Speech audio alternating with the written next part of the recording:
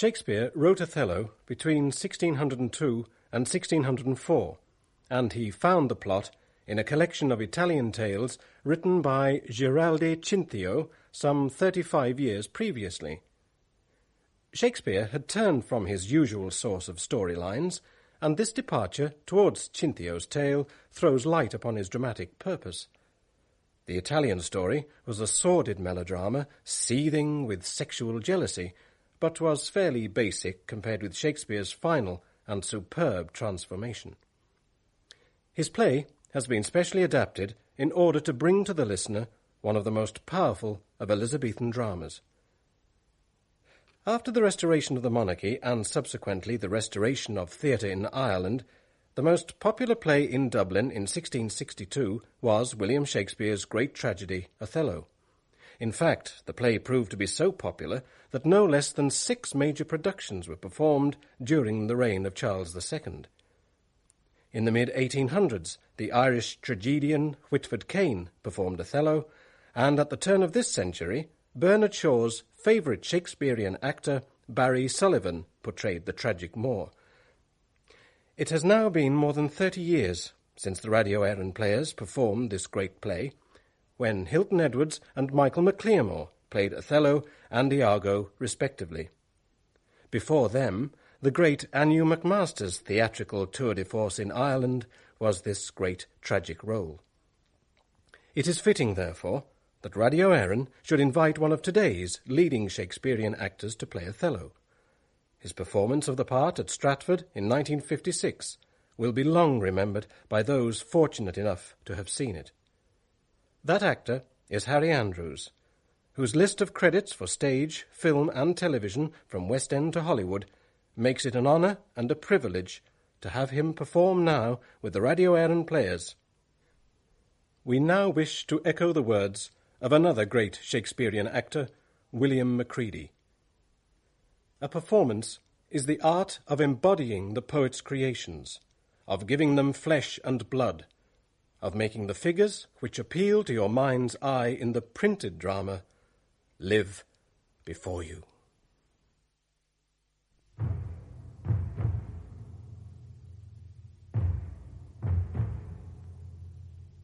We present Harry Andrews as Othello, Jim Reed as Iago, and Colette Proctor as Desdemona in William Shakespeare's Othello.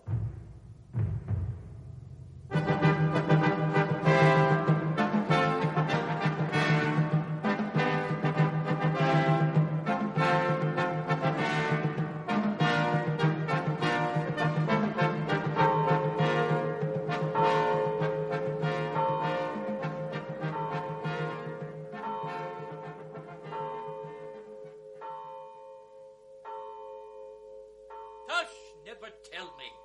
I take it much unkindly that thou, Iago, who hast had my purse as if the strings were thine, shouldst know of this. Blood, but you will not hear me. If ever I did dream of such a matter, abhor me. Thou toldst me thou didst hold him in thy hate. Despise me if I do not. 3 great ones of the city, in personal suit to make me his lieutenant off cap to him. And by the faith of man, I know my price. I'm worth no worse a place. But he, as loving his own pride and purposes, evades them with a bombast circumstance, horribly stuffed with epithets of war. And in conclusion, for certes, says he, I have already chose my officer. And what was he? Forsooth, a great arithmetician, one Michael Cassio, a Florentine, that never set a squadron in a field, nor the division of a battle knows more than a spinster. This countercaster.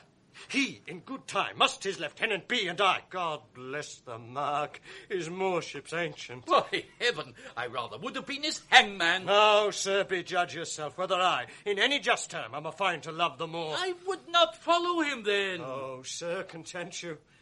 In following him, I follow but myself. Heaven is my judge, not I for love and duty, but seeming so for my peculiar end. And when my outward action doth demonstrate the native act and figure of my heart in compliment extern, 'tis not long after, but I will wear my heart upon my sleeve for doors to peck at. I am not what I am. What a full fortune does the thick-lipped owe if he can carry it thus. Call up her father. What? Rouse him. Make after him. Poison his delight. Proclaim him in the streets. Incense her kinsmen. And though he in a fertile climate dwell, plague him with flies. Here is her father's house. I'll call aloud. Do. What hell, Brabantio? Signor Brabantio, ho!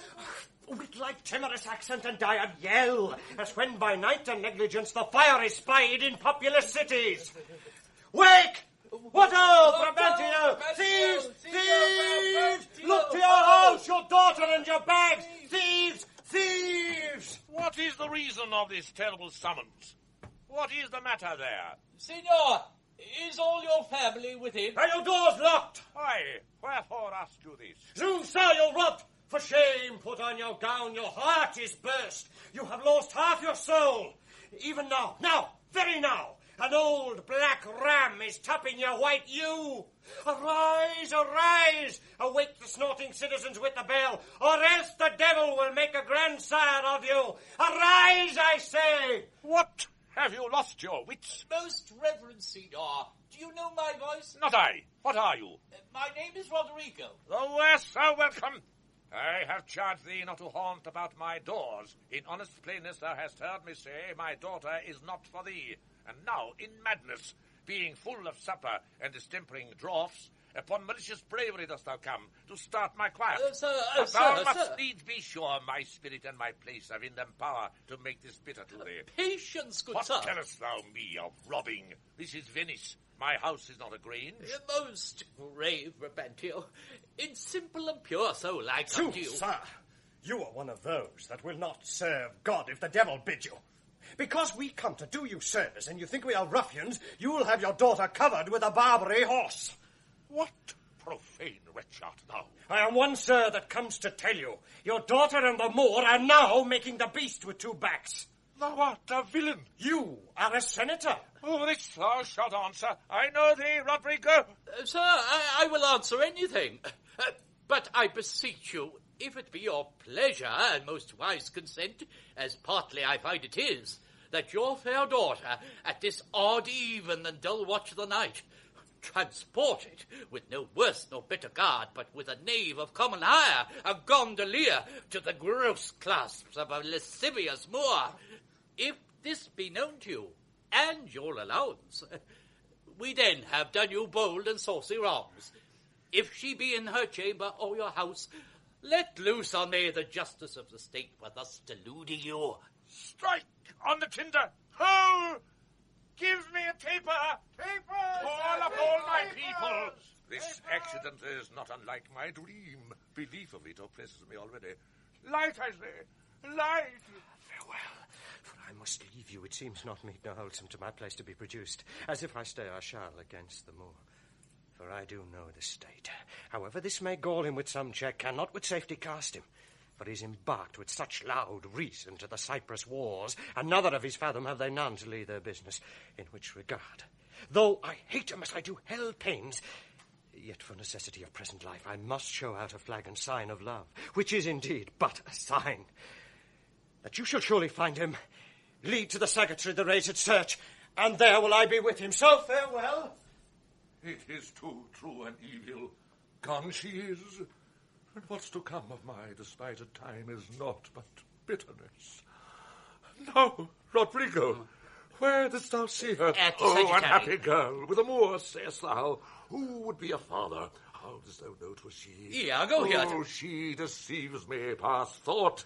What said she to you? She said, no. Get more tapers! Get more tapers! Raise all my kindred! Are they married, think you? Truly, I think they are. Oh, heaven, how got she out, oh, treason of the blood? Fathers from hence, trust not your daughters' minds by what you see them act. Is there not charms by which the property of youth and maidhood may be abused? Have you not read, Rodrigo, of such a thing? Yes, sir, I have indeed. Call up my brother.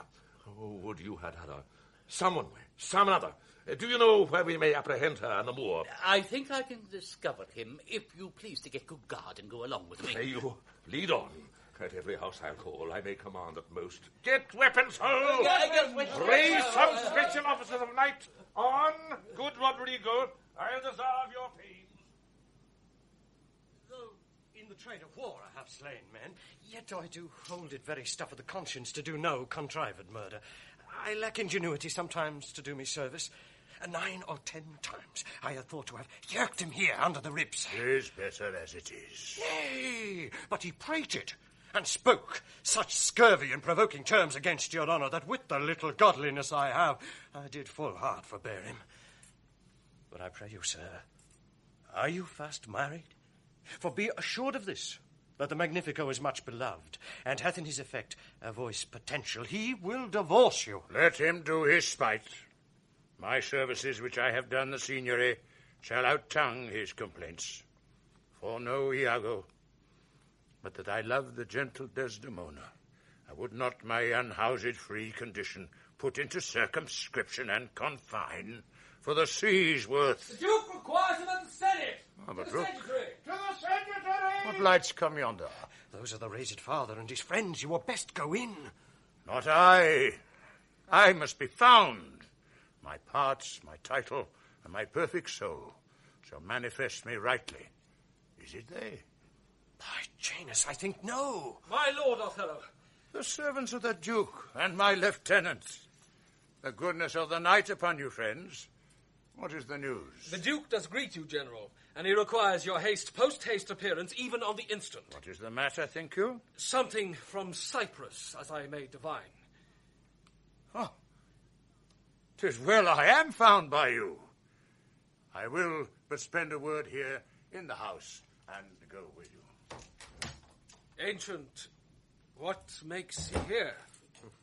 Faith, he tonight hath boarded a land carrack. If it prove lawful prize, he's made forever.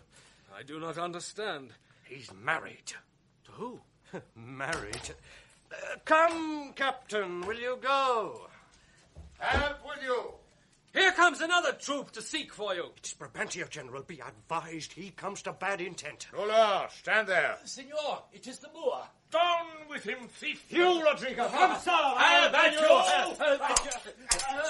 Keep up your bright swords, or the dew will rust them. Good, Signor. You shall more command with years than with your weapons. Oh, thou foul thief, where hast thou stowed my daughter? Damned as thou art, thou hast enchanted her. For I'll refer me to all things of since, if she in chains of magic were not bound, were I made so tender, fair and happy, so opposite to marriage, that she shunned the wealthy carded darlings of our nation would ever have to incur a general mock, run from her guardage to the sooty bosom of such a thing as thou, to fear, not to the light. Judge me the world, if 'tis not gross in sense that thou hast practised on her with foul charms. Lay hold upon him. If he do resist, subdue him at his period. Hold your hands, both you of my inclining and the rest. Were it my cue to fight, I should have known it without a prompter. Where will you that I go to answer this your charge? To prison till fit time of law and course of the accession call thee to answer. What if I do obey? How may the Duke be therewith satisfied, whose messengers are here about my side, upon some present business of the state, to bring me to him? 'Tis true, most worthy Signor. The Duke's in council, and your noble self, I am sure, is sent for. How? The Duke in council in this time of the night? Bring him away. Mine's not an idle cause. The Duke himself or any of my brothers of the state cannot but feel as wrong as to their own. For, if such actions may have passage free, bond slaves and pagans shall our statesmen be.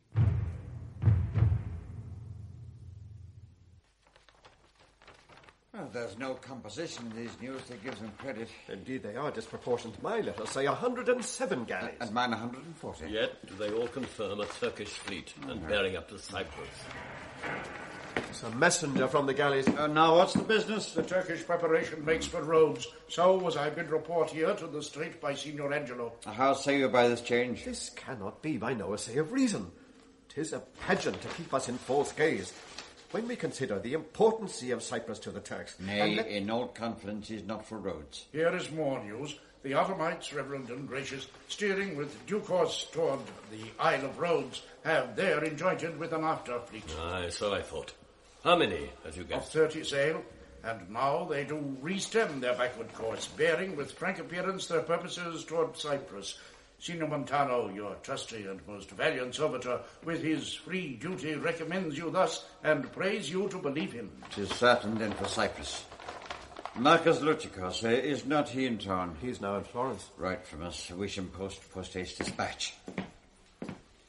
Here comes Brabantio, and a valiant Moor. Oh, valiant Othello, we must straight employ you against the general enemy Ottoman. And welcome, gentle Signor Brabantio. We lacked your counsel and your help tonight. So did I yours. Good your grace, pardon me. Neither my place nor aught I heard of business hath raised me from my bed, nor doth the general care take hold of me. For my particular grief is of so floodgate and o'erbearing nature that it engulfs and swallows other sorrows, and yet is still itself. Why, what's the matter? My daughter. Oh, my daughter. Dead? Aye, to me. She is abused, stolen from me, and corrupted by spells and medicines bought of mountebanks. For nature so preposterously to err, being not deficient, blind, or lame of sense, sans witchcraft could not. Where he be, that in this foul proceeding hath thus beguiled your daughter of herself and you of her, the bloody book of law you shall yourself read in the bitter letter, yea, though our proper son stood in your action. Humbly, I thank your grace. Here is the man, this Moor, whom now it seems your special mandate for the state affairs hath hither brought. What in your own part can you say to this? Nothing, but this is so. Most potent, grave, and reverend signors, my very noble and approved good masters, that I have ta'en away this old man's daughter, it is most true. True, I have married her. The very head and front of my offending hath this extent, no more. Rude am I in my speech, and little of this great world can I speak more than pertains to feats of broil and battle, and therefore little shall I grace my cause in speaking for myself. Yet, by your gracious patience, I will a round unvarnished tale deliver of my whole course of love.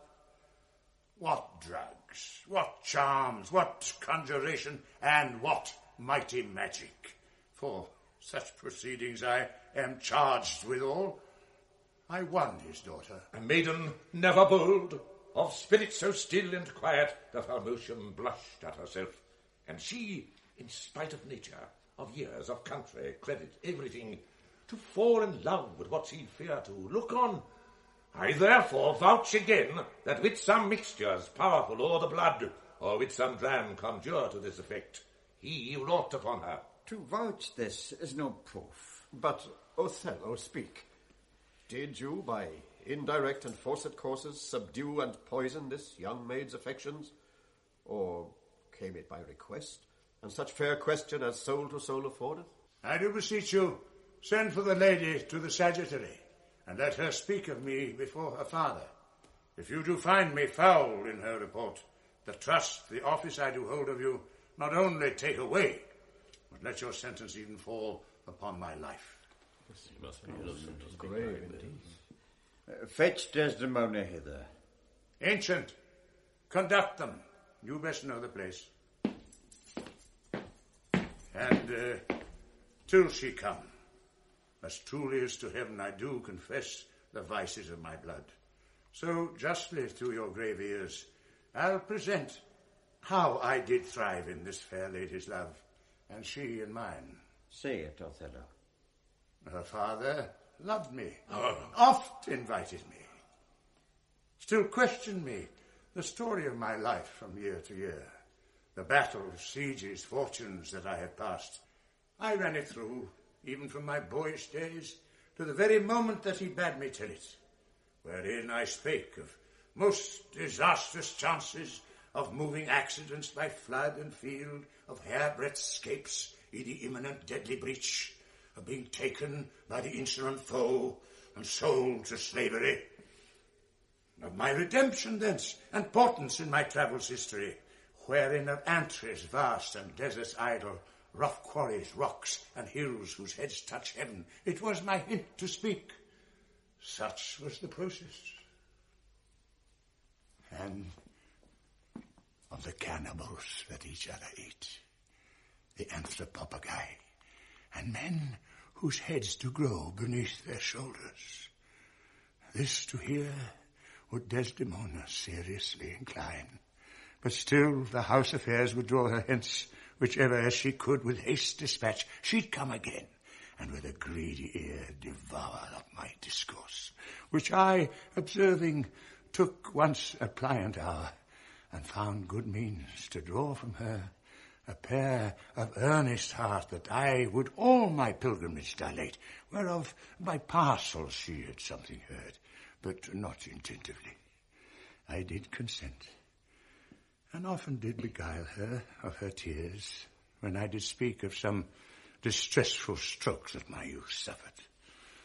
My story being done, she gave me for my pains a world of sighs, and bade me, if I had a friend that loved her, I should but teach him how to tell my story, and that would woo her. Upon this hint I spake. She loved me for the dangers I had passed, and I loved her that she did pity them. This only is the witchcraft I have used.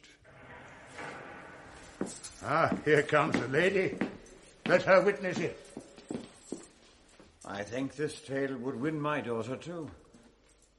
Good Brabantio, take up this mangled matter at the best.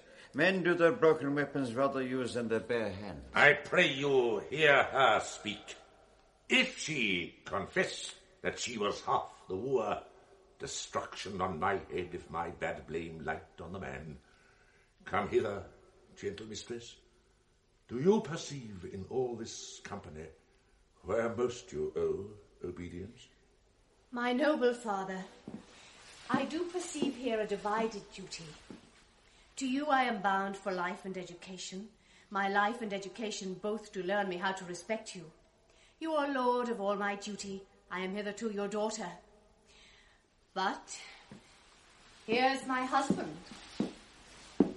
And so much duty as my mother showed to you, preferring you before her father, so much I challenge that I may profess due to the Moor, my lord. God be with you. I have done. Please it your grace, on to the state affairs. The Turk, with a most mighty preparation, makes for Cyprus. Othello, the fortitude of the place is best known to you, and though we have there a substitute of most allowed sufficiency, yet opinion, a more sovereign mistress of effects, throws a more safer voice in you. You must therefore be content to slubber the glass of new fortunes with this more stubborn and boisterous expedition. The tyrant custom, most great senators, hath made the flinty and steel couch of war my thrice-driven bed of down. I do acknowledge a natural and prompt alacrity I find in hardness, and do undertake this present war against the Ottomites. Most humbly, therefore, bending to your state, I crave fit disposition for my wife. If you please, be it at her father's. I'll not have it so. Nor I. What would you, Desdemona? The rights for which I love him are bereft me, and I a heavy interim shall support by his dear absence. Let me go with him. Be it as you shall privately determine, either for her stay or going. The fair cries haste and speed must answer it. You must hence tonight. Tonight, my lord? This night. With all my heart. At 9 a.m, here we'll meet again. Othello, leave some officer behind, and he shall our commission bring to you, with such things else of quality and respect as doth import you. So please your grace, my ancient, a man he is of honesty and trust, to his conveyance I assign my wife, with what else needful your good grace shall think to be sent after me. Let it be so. Good night to everyone. And noble Brabantio, if virtue no delighted beauty lack, your son-in-law is far more fair than black. Adieu, brave Moor. Use Desdemona well. Look to her, Moor, if thou hast eyes to see. She has deceived her father, and may thee. My life upon her faith.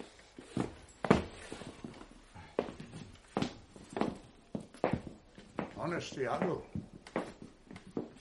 My Desdemona must I leave to thee. I prithee, let thy wife attend on her, and bring them after in the best advantage. Come, Desdemona, I have but an hour of love, of worldly matters and direction to spend with thee. We must obey the time. Iago! What sayest thou, noble heart? What will I do, thinkst thou? Why, Rodrigo, go to bed and sleep. I will incontinently drown myself. If thou dost, I shall never love thee after. Why, thou silly gentleman? It is silliness to live, when to live is torment. And then we have a prescription to die when death is our physician. Come, be a man, drown thyself. Drown cats and blind puppies. I have professed me thy friend, and I confess me knit to thy deserving with cables of perdurable toughness. I could never better stead thee than now. Ah. Put money in thy purse. Follow thou these wars. Defeat thy favour with the use of beard. I say, put money in thy purse. It cannot be that Desdemona should long continue in love to the Moor. Put money in thy purse. Nor he is to her. It was a violent commencement, and thou shalt see unanswerable sequestration. Put but money in thy purse. These Moors are changeable in their wills. Fill thy purse with money. She must change for youth. When she is sated with his body, she'll find the error of a choice. Therefore, put money in thy purse. Oh, if thou wilt needs damn thyself, do it a more delicate way than drowning. Therefore, make money. A pox of drowning thyself, it's clean out of the way. Seek thou rather to be hanged encompassing thy joy than to be drowned and go without her. Wilt thou be fast to my hopes? I have told thee often, and I retell thee again and again, I hate the Moor. My cause is hearted, thine hath no less reason. Let us be conjunctive in our revenge against him. If thou canst cuckold him, thou dost thyself a pleasure, me a sport. Traverse, go, provide thy money. We'll have more of this tomorrow, adieu. Where shall we meet in the morning? At my lodging. I'll be with thee betimes. Go to, farewell. Do you hear, Rodrigo? What say you? No more of drowning, do you hear? I am changed. Go to, farewell. Put money enough in your purse. I'll sell all my land. Thus do I ever make my fool my purse. For I my own gain knowledge should profane if I would time expend with such a snipe but for my sport and profit. I hate the Moor, and it is thought abroad that twixt my sheets is done my office. I know not if 't be true, but I for mere suspicion in that kind will do as if for surety. He holds me well, the better shall my purpose work on him. Cassio's a proper man. Let me see now. To get his place and to plume up my will in double knavery, how? Let's see. After some time, to abuse Othello's ear that he is too familiar with his wife. He hath a person and a smooth disposed to be suspected, framed to make woman false. The Moor is of a free and open nature that thinks men honest that but seem to be so, and will as tenderly be led by the nose as asses are. I have it. It is engendered. Hell and night must bring this monstrous birth to the world's light.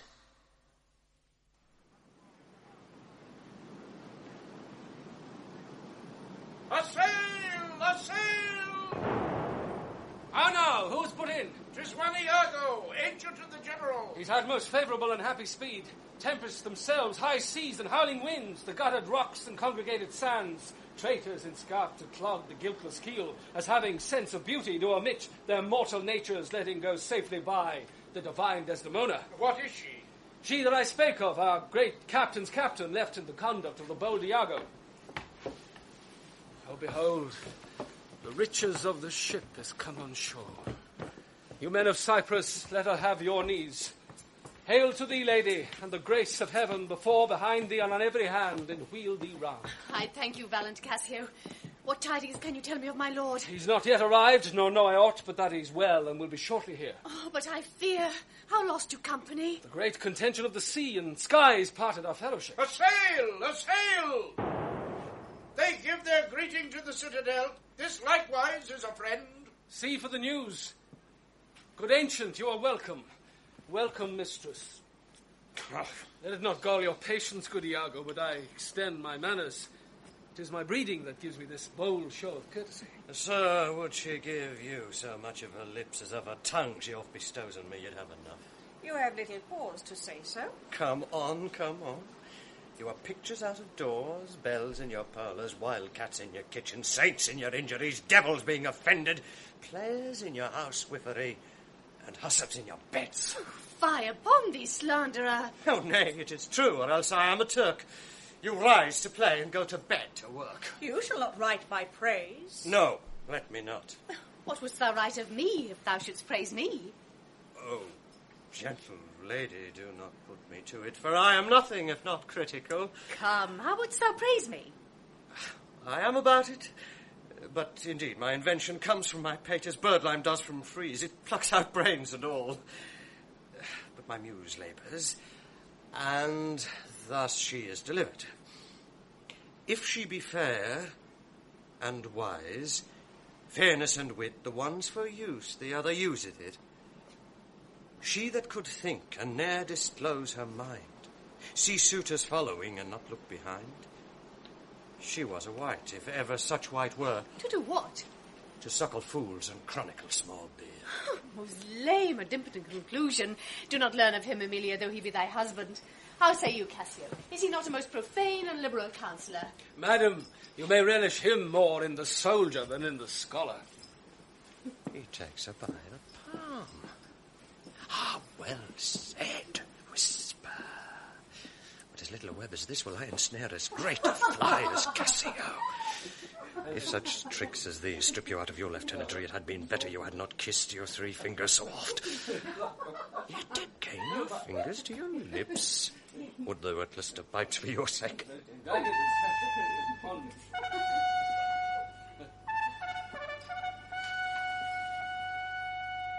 The Moor, I know his trumpet. 'Tis truly so. Oh, let's meet him and receive him. Lo, here he comes.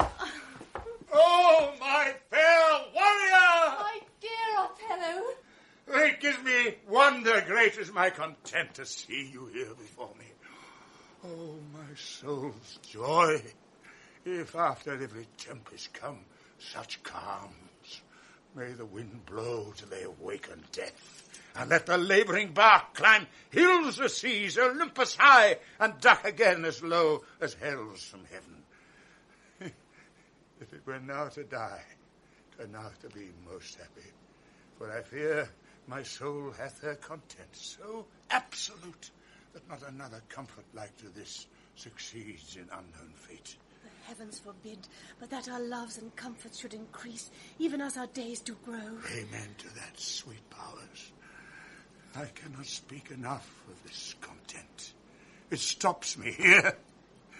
It is too much of joy. And this, the greatest discords be that e'er our hearts shall make. Oh, you are well tuned now, but I'll set down the pegs that make this music, as honest as I am. Come, let's to the castle. News, friends! Our wars are done. The Turks are drowned. Hooray!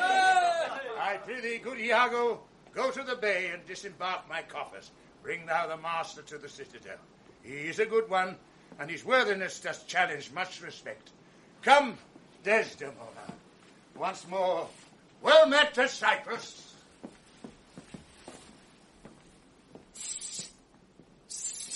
Iago! Rodrigo! I have come hither. List me. The lieutenant tonight watches on the court of guard. First, I tell thee this. Desdemona is directly in love with him. With him? Why, 'tis not possible. Mark me with what violence she first loved the Moor, but for bragging and telling her fantastical lies. And will she love him still for prating? When the blood is made dull with the act of sport, there should be again to inflame its sympathy and years, manners and beauties, all which the Moor is defective in. Now, sir, who stands so eminently in the degree of this fortune as Cassio does? A knave. A subtle knave. A finder out of occasions, that has a nigh can stamp and counterfeit advantage, though true advantage never present itself. A devilish knave. Besides, the knave is handsome, young, and hath all those requisites in him that folly and green minds look after. A pestilent complete knave. And the woman hath found him already. I cannot believe that in her. She's full of most blessed condition. Blessed? Fig's end. The wine she drinks is made of grapes. If she had been blessed, she would never have loved them more. Blessed. Pudding! Didst thou not see her paddle with the palm of his hand? Didst not mark that? Yes, that I did, but that was but courtesy. Lechery by this hand. An index and obscure prologue to the history of lust and foul thoughts. They met so near with their lips that their breaths embraced together. Villainous thoughts, Rodrigo. No. But, sir, be ruled by me. Watch you tonight for the command I laid upon you. Cassio knows you not. I'll not be far from you. Do you find some occasion to anger Cassio, either by speaking too loud, or tainting his discipline, or from what other course you please, which the time shall more favourably minister? Sir, he is rash and very sudden in choler, and haply with his truncheon may strike at you. What? Provoke him that he may. But for even out of that will I cause these of Cyprus to mutiny, whose qualification shall come unto no true taste again, but by the displanting of Cassio. So shall you have a shorter journey to your desires. I will do this, if you can bring it to any opportunity. I warrant thee. Meet me by and by at the Citadel. I must fetch his necessities ashore. Farewell. Oh, yeah. Adieu. That Cassio loves her. I too well believe it. Well, I do love her too. Not out of absolute lust, though peradventure I stand accounted for his greatest sin, but partly led to die at my revenge. For that I do suspect the lusty Moor had leaped into my seat, the thought whereof doth like a poisonous mineral gnaw my innards. And nothing can or shall content my soul till I am even with him, wife for wife. Or failing so, yet that I put the Moor at least into a jealousy so strong that judgment cannot cure. I'll have a Michael Cassio on the hip. Abuse him to the Moor in the rank garb, for I fear Cassio in his nightcap too.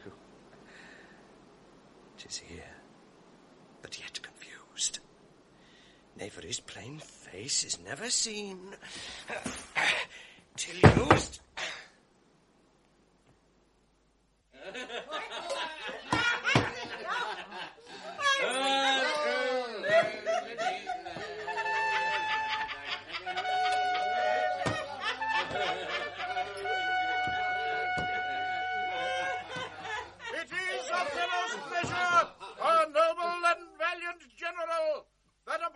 Certain tidings now arrived, importing the mere perdition of the Turkish fleet. Every man put himself into triumph. For besides these beneficial news, it is the celebration of his nuptial, and there is full liberty of feasting from this present hour of 5 till the bell have tolled 11. Heaven bless the Isle of Cyprus and our noble General Othello!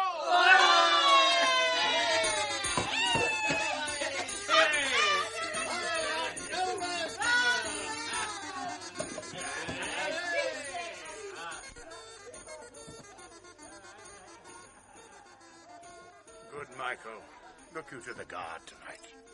Let's teach ourselves that honourable stop, not to outsport discretion. Iago had direction what to do. But notwithstanding, with my personal eye will I look to it. Iago is most honest. Michael, good night. Tomorrow, with your earliest, let me have speech with you. Come, my dear love. My lord. The purchase made, the fruits are to ensue. That profit's yet to come between me and you. Good night. Good night. Welcome, Iago. We must to the watch. Not this hour, Lieutenant. Is not yet 10 of the clock. Our general cast us thus early for the love of his Desdemona, who, let us not therefore blame. He had not yet made wanton the night with her, and she is sport for Jove. She is a most exquisite lady. And I'll warrant her, full of game. Indeed. She is a most fresh and delicate creature. Well, happiness to their sheets. Come, Lieutenant, have a stoup of wine. Not tonight, good Iago. I have very poor and unhappy brains for drinking. I could well wish courtesy would invent some other custom of entertainment. But 1 cup. I have drunk but 1 cup tonight, and that was craftily qualified too. And behold what innovation it makes here. I am unfortunate in the infirmity, and dare not task my weakness with any more. What, man? 'Tis a night of revels. I pray you, go on in. I'll do it, but it dislikes me. If I can fasten but 1 cup upon him, with that which he had drunk tonight already, he'll be as full of quarrel and offence as my young mistress's dog. The very tenements of this warlike isle have I tonight flustered with flowing cups, and they watch too. Now, amongst this flock of drunkards, am I to put our Cassio in some action that may offend the isle? Oh, God! You've given me a drink already. Good faith, a little one, not past a pint, as I'm a soldier. Some wine, to the health of our general. I am bored, Lieutenant, and I'll do you justice. So, King Stephen was a noteworthy peer. His breeches cost him but a crown. He held a sixpence all too dear. With that he called the tailor known. He was a wight of high renown, and thou art one of no degree. 'Tis pride that pulls the country down. Then take thine old cloak about thee. He was a wight of high renown, and thou art one of no degree. 'Tis pride. Oh, God, this is an exquisite song. Take thine old cloak. Will you hear it again? No, but I hold him to be unworthy of his place that does those things.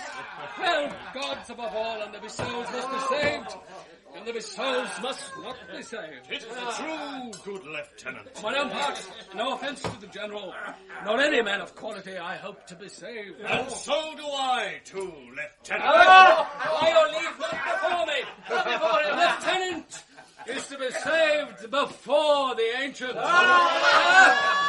Let's have no more of this. Gentlemen, let's look to our business. Do not think, gentlemen, I am drunk. This is my ancient, this is my right hand, and this is my left. I am not drunk now. I can stand well enough, and I can speak well enough. Excellent, well. Why, very well. You must not think, then, that I am drunk. The platform masters come. Let's set the watch.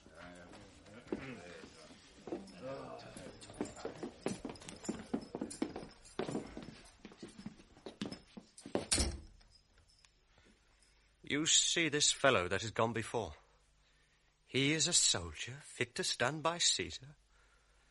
I fear the trust Othello puts in him. But is he often thus? 'Tis evermore the prologue to his sleep. He'll watch the horologe a double set if drink not rock his cradle. It were well the general were put in mind of it. Perhaps he sees it not, or his good nature prizes the virtue that appears in Cassio and looks not on his evils. Now, Rodrigo. Is not this true? I pray you, after Lieutenant, go! 'Tis great pity that the noble Moor should hazard such a place as his own second with such an ingraft infirmity. It were an honest action to say so to the Moor. Not I for this fair island. I do love Cassio well, and would do much to cure him of this evil.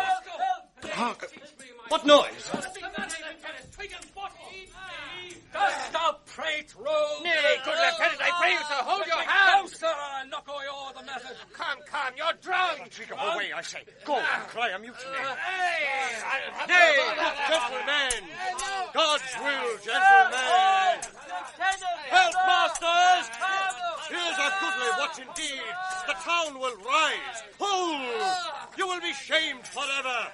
What is the matter here? I bleed still. I'm hurt to death. Hold for your lives! Hold! Lieutenant, sir, Montano, gentlemen! Have you all forgot sense of place and duty? Hold! The general speaks to you. Hold, for shame! For Christian shame! Put by this barbarous brawl. He that stirs next to Carr for his own rage holds his soul light. He dies upon his motion. Silence that dreadful bell! It frights the isle from her propriety. What is the matter, masters? Honest Iago, that looks dead with grieving. Speak. Who began this? On thy love I charge thee. I do not know. Friends all now, even now, in quarter and in terms, like bride and groom, divesting them for bed. And then, but now, as if some planet had unwitted men, swords out and tilting one at other's breasts in opposition bloody. How comes it, Michael? You are thus forgot. I pray you pardon me. I cannot speak. Worthy Montano, you were wont to be civil. What's the matter that you unlace your reputation thus and spend your rich opinion for the name of a night brawler? Give me answer to it. Worthy Othello, I am hurt to danger. Your officer Iago can inform you. Oh, by heaven, my blood begins, my safer guides to rule, and passion, having my best judgment collid, essays to lead the way. Zoons, if I stir, or do but lift this arm, the best of you shall stink in my rebuke. What, in a town of war, yet wild? The people's hearts brimful of fear to manage private and domestic quarrel in night and on the court and guard of safety. 'Tis monstrous. Iago, who began it? If partly a fine or legion offers, thou dost deliver more or less than truth. Thou art no soldier. Touch me not so near. I had rather have this tongue cut from my mouth than I should do offence to Michael Cassio. Yet I persuade myself to speak the truth. Shall nothing wrong him. This is it, General. Montano and myself being in speech, there comes a fellow crying out for help, and Cassio following with determined sword to execute upon him. So this gentleman steps in to Cassio and entreats his pause. Myself, the crying fellow, did pursue. When I came back, I found them close together at blow and thrust, even as again they were when you yourself did part them. More of this matter I cannot report. But men are men. The best sometimes forget. I know, Iago, thy honesty and love doth mince this matter, making it light to Cassio. Cassio, I love thee, but never more be officer of mine. Good my lord, I never... My lord! Look, if my gentle love be not raised up, I'll make thee an example. What is the matter, dear? All's well now, sweeting. Come, away to bed. Sir, for your hurts, myself will be your surgeon. Lead Montano off. Come, Desdemona. 'Tis the soldier's life to have their balmy slumbers waked with strife. What? Are you hurt, Lieutenant? I passed all surgery. Marry, God forbid. Oh, I have lost my reputation. I have lost the immortal part of myself, and what remains is bestial. My reputation, Iago. My reputation. As I am an honest man, I thought you had received some bodily wound. There is more of sense in that than in reputation. Reputation is an idle and most false imposition, oft got without merit and lost without deserving. You have lost no reputation at all, unless you repute yourself such a loser. What, man? There are ways to recover the general again. Sue to him again, and he is yours. I will rather sue to be despised than to receive so good a commander with so slight, so drunken, and so indiscreet an officer. Drunk and squabble, swagger, swear. Oh, thou invisible spirit of wine, if thou hast no name to be known by, let us call thee devil. What was he that you followed with your sword? What had he done to you? I know not. Is it possible? I remember a mass of things, but nothing distinctly, a quarrel, but nothing wherefore. Oh, God, that men should put an enemy in their mouths to steal away their brains, that we should with joy, pleasance, revel, and applause transform ourselves into beasts. Come, you are too severe a moraler. As the time, the place, and the condition of this country stands, I could hardly wish this had not so befallen. But since it is as it is, mend it for your own good. I will ask him for my place again. He shall tell me I'm a drunkard. You or any man living may be drunk at any time, man. I'll tell you what you shall do. Our general's wife is now the general. Confess yourself freely to her. Importune her help to put you in your place again. You advise me well. I protest in the sincerity of love and honest kindness. I think it freely, and betimes in the morning I will beseech the virtuous Desdemona to undertake for me. I am desperate of my fortunes if they check me here. You are in the right. Good night, Lieutenant. I must to the watch. Good night, honest Iago.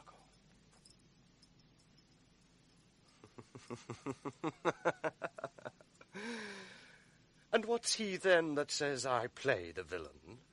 When this advice is free I give and honest, how am I then a villain? To counsel Cassio to his parallel course directly to his good? Divinity of hell! When devils will the blackest sins put on, they do suggest at first with heavenly shows, as I do now. For whiles this honest fool plies Desdemona to repair his fortunes, and she for him pleads strongly to the more, I'll pour this pestilence into his ear. So will I turn her virtue into pitch, and out of her own goodness make the net that shall enmesh them all. Iago! How now, Rodrigo? I do follow here in the chase, not like a hound that hunts, but one that fills up the cry. My money is almost spent. How poor are they that have not patience. Oh, what wound did ever heal but by degrees? Oh, by the mouse, 'tis morning. Pleasure in action makes the hour seem short. Away, I say, thou shalt no more hereafter. Nay, get thee gone! 2 things are to be done. My wife must move for Cassio to her mistress. I'll set her on. Myself the while to draw the moor apart, and bring him jump when he may Cassio find soliciting his wife. Aye, that's the way. Dull not device by coldness and delay.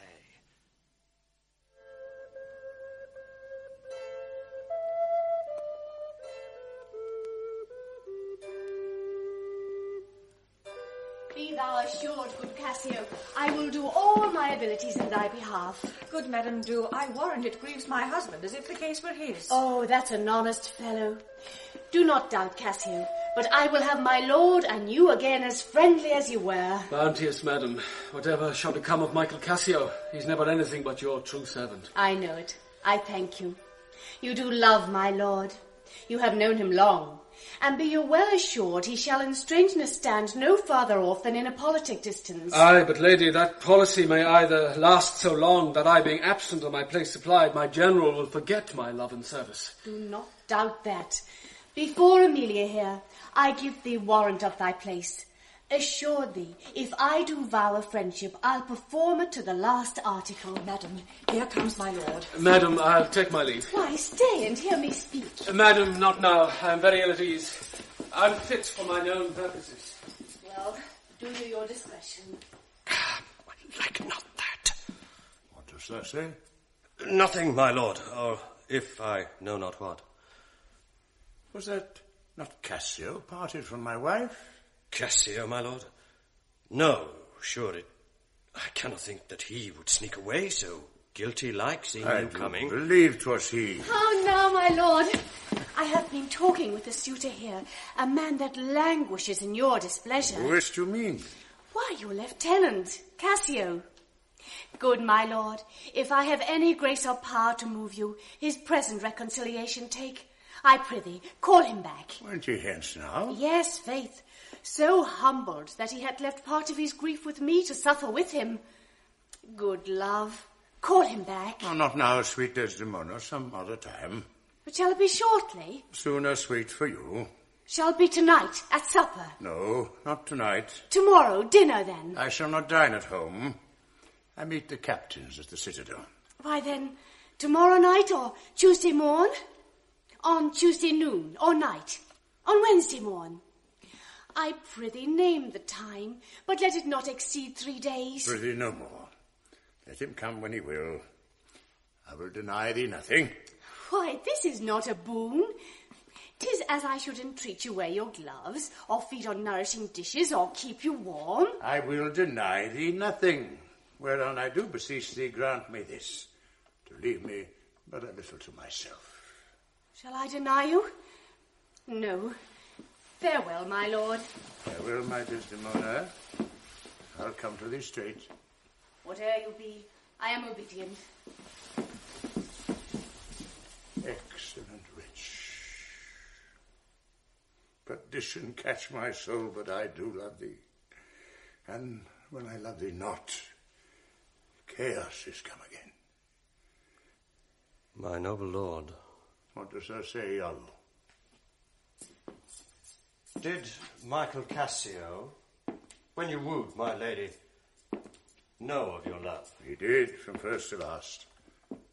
Why dost thou ask? But for the satisfaction of my thought, no further harm. Why of thy thought, Iago? I did not think he had been acquainted with her. Oh, yes. And went between us very oft. Indeed? Indeed? Aye, indeed. Discernst thou aught in that? Is he not honest? Honest, my lord? Honest? Aye, honest.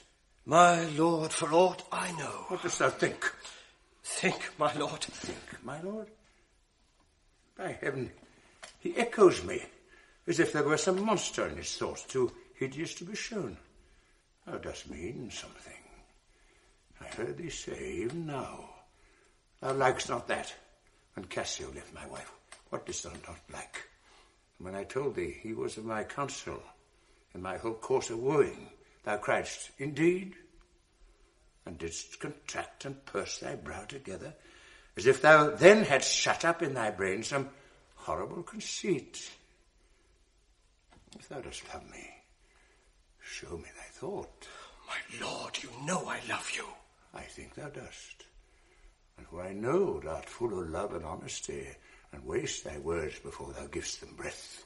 Therefore, these stops of thine affright me more, for such things in a false, disloyal knave are tricks of custom, but in a man that's just, they're close dilations working from the heart that passion cannot rule. For Michael Cassio, I dare be sworn, I think that he is honest. Nay, yet there's more in this. I prithee, speak to me as to thy thinkings, as thou dost ruminate, and give thy worst of thoughts, the worst of words. Utter my thoughts. Why, say they are vile and false. Thou dost conspire against thy friend, Iago, if thou but think'st him wronged and makest his ear a stranger to thy thoughts. I do beseech you, though I perchance am vicious in my guess. As I confess, it is my nature's plague to spy into abuses, and of my jealousy shape faults that are not. Out of this scattering and unsure observance, it were not for your quiet, nor your good, nor for my manhood, honesty, and wisdom to let you know my thoughts. What dost thou mean? Good name in man and woman, dear my lord, is the immediate jewel of their souls. Who steals my purse, steals trash. 'Tis something, nothing. 'Twas mine, 'tis his, and has been slave to thousands. But he that filches from me my good name robs me of that which not enriches him and makes me poor indeed. I can have no thy thoughts. You cannot if my heart were in your hand, nor shall not whilst 'tis in my custody. Ah! Oh, beware, my lord of jealousy. It is the green-eyed monster which doth mock the meat it feeds on. That cuckold lives in bliss, who certain of his fate loves not his wronger. But oh, what damned minutes tells he o'er, who dotes yet doubts, suspects yet fondly loves. Oh, misery. Good God! The souls of all my tribe defend from jealousy. Why is this? Think'st thou I'd make a life of jealousy, to follow still the changes of the moon with fresh suspicions? No, Iago. I'll see before I doubt. When I doubt, prove. And on the proof, there is no more but this.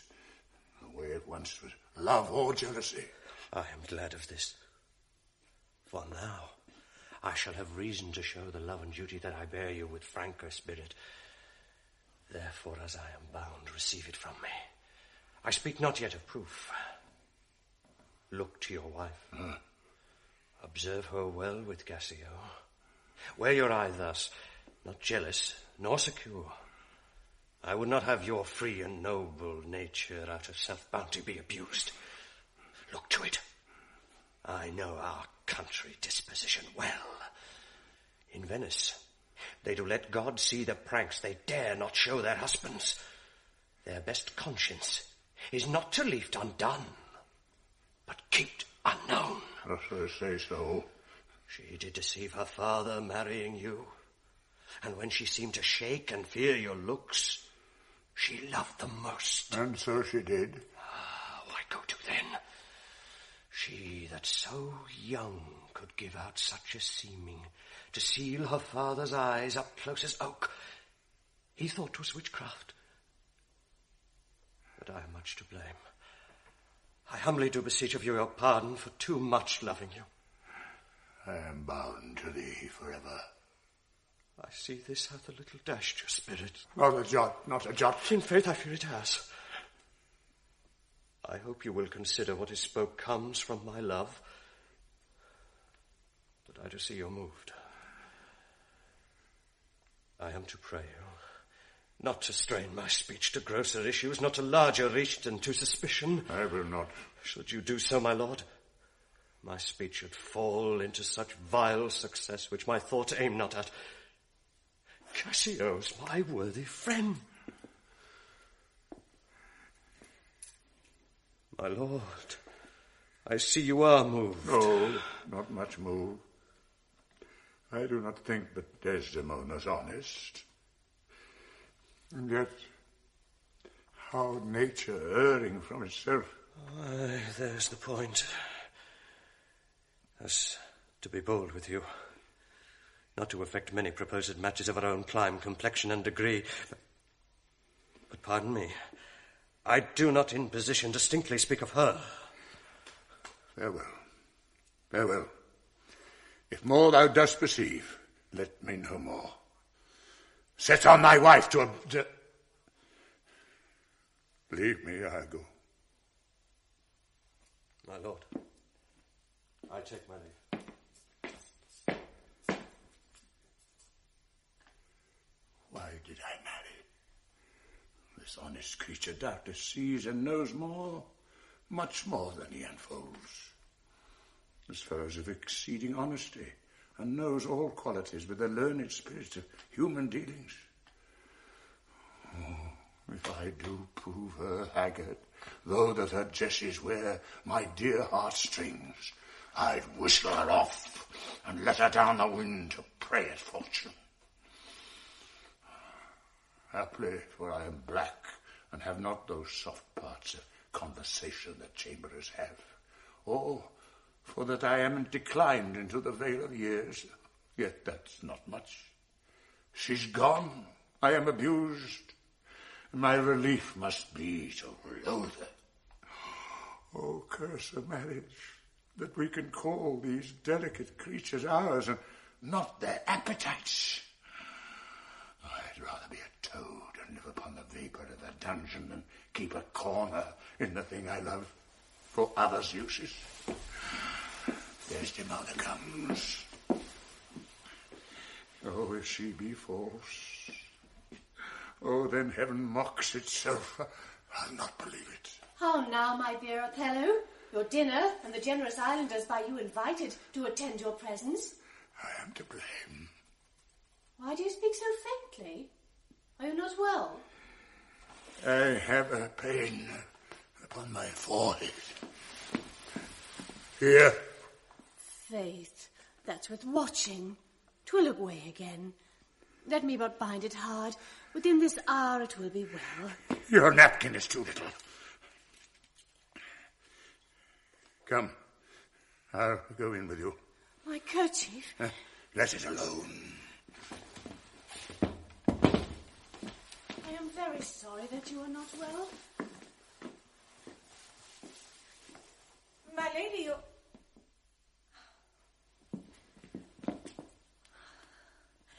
I am glad I have found this napkin. This was her first remembrance from the moor. My wayward husband hath 100 times wooed me to steal it. But she so loves the token, for he conjured her she should ever keep it, that she reserves it evermore about her to kiss and talk to. I'll have the work ta'en out and give it Iago. What he will do with it, heaven knows, not I. I nothing but to please his fantasy. How now? What do you here alone? Do not you chide. I have a thing for you. A thing for me? It is a common thing. To have a foolish wife. Oh, is that all? What will you give me now for that same handkerchief? What handkerchief? What handkerchief? Why, that the Moor first gave to Desdemona, that which so often you did bid me steal. Stolen it from her? No, faith. She let it drop by negligence, and to the advantage I being here tooked up. Look, here it is. A good wench. Give it me. What will you do with it, that you have been so earnest to have me filch it? Why, what is that to you? If it be not for some purpose of import, give it me again. Poor lady, she'll run mad when she shall lack it. Be not ignorant. I have use for it. Go, leave me.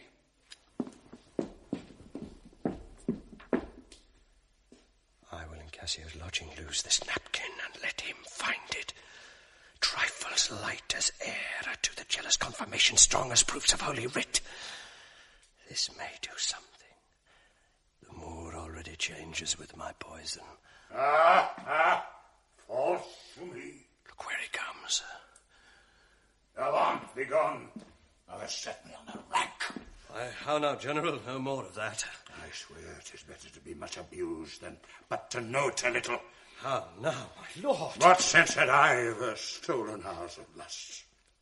I saw not, thought it not, it harmed not me. I slept the next night well, was free and merry. I found not Cassio's kisses on her lips. He that is robbed, not wanting what is stolen, let him not know it. And he's not robbed at all. I am sorry to hear this. I had been happy if the general camp, pioneers and all, had tasted her sweet body. So I had nothing known. Oh, now forever farewell the tranquil mind. Farewell content, farewell. Othello's occupation's gone. Is possible, my lord? Villain! Be sure thou prove my love a whore. Be sure of it. Give me the ocular proof, or by the worth of mine eternal soul, thou hadst been better have been born a dog than answer my weight wrath. Come to this. Make me to see it, or at least so prove it, that the probation bear no hinge nor loop to hang a doubt on. Oh, woe upon thy life! If thou dost slander her and torture me, never pray more. Abandon all remorse. Oh, monstrous world. Take note, O world. To be direct and honest is not safe. I thank you for this profit. and from hence I love no friend, sit love breeds such a face. Nay, stay. Thou shouldst be honest. I should be wise, for honesty's a fool and loses what it works for. By the word, I think my wife be honest, and think she is not. I think that thou art just, and think that thou art not. I have some proof. Would I were satisfied. I see, sir, you are eaten up with passion. I do repent me that I put you to it. You would be satisfied. Would? Nay, I will. And may. But how? How satisfied, my lord? Would you, the supervisor, grossly gape on, behold her top? Death and damnation. Then, how then? What shall I say? Where's satisfaction? Give me a living reason. She's disloyal. I do not like the office, but sith I am entered in this cause so far, pricked to it by foolish honesty and love, I will go on. I lay with Cassio lately, and being troubled with a raging tooth, I could not sleep.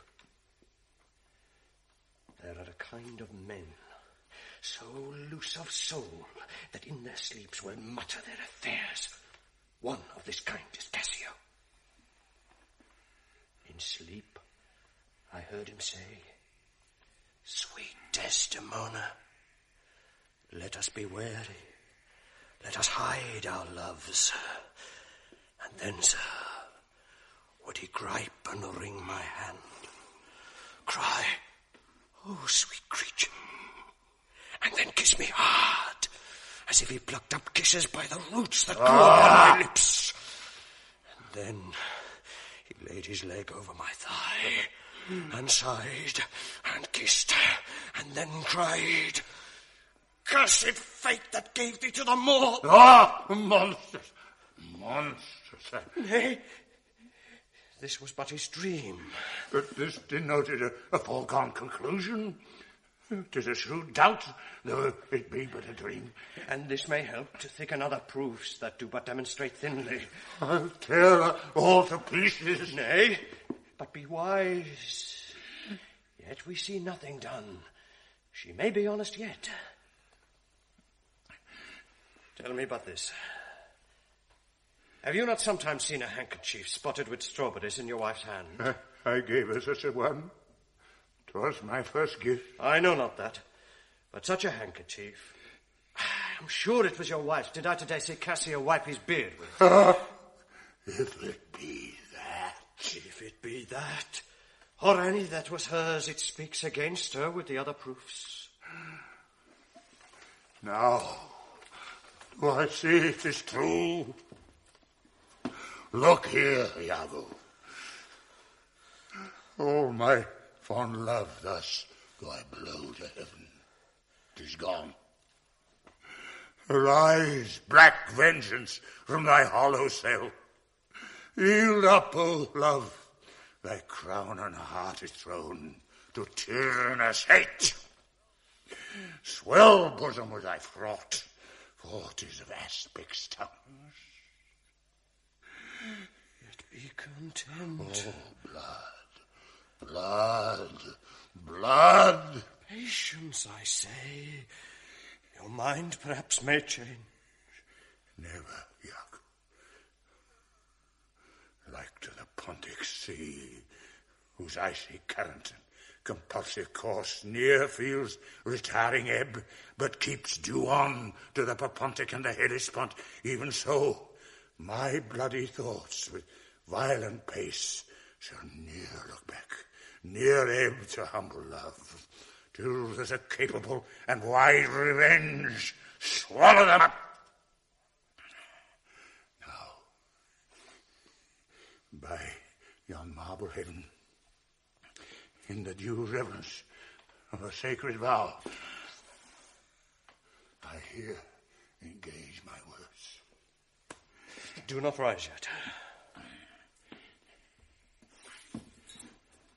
Witness, you ever burning lights above, you elements that clip us round about.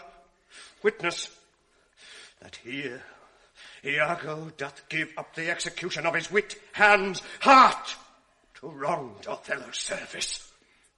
Let him command, and to obey shall be in me remorse. What bloody business ever!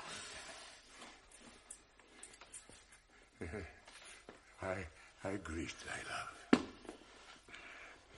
not with vain thanks, but with acceptance bounteous, and will upon the instant put thee to it. Within these 3 days, let me hear thee say that Cassio's not alive. My friend is dead. 'Tis done at your request. But let her live.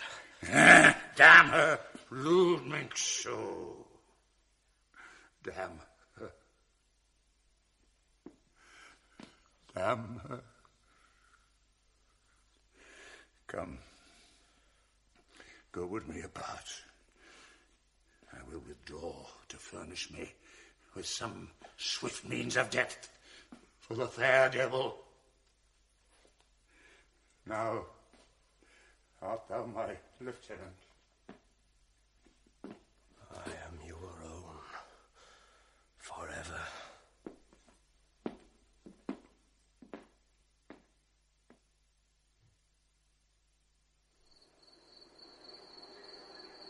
Oh, where should I lose that handkerchief, Amelia?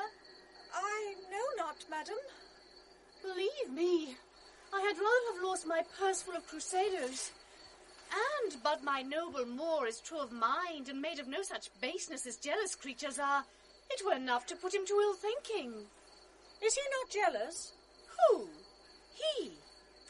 I think the sun where he was born drew all such humours from him. Desdemona.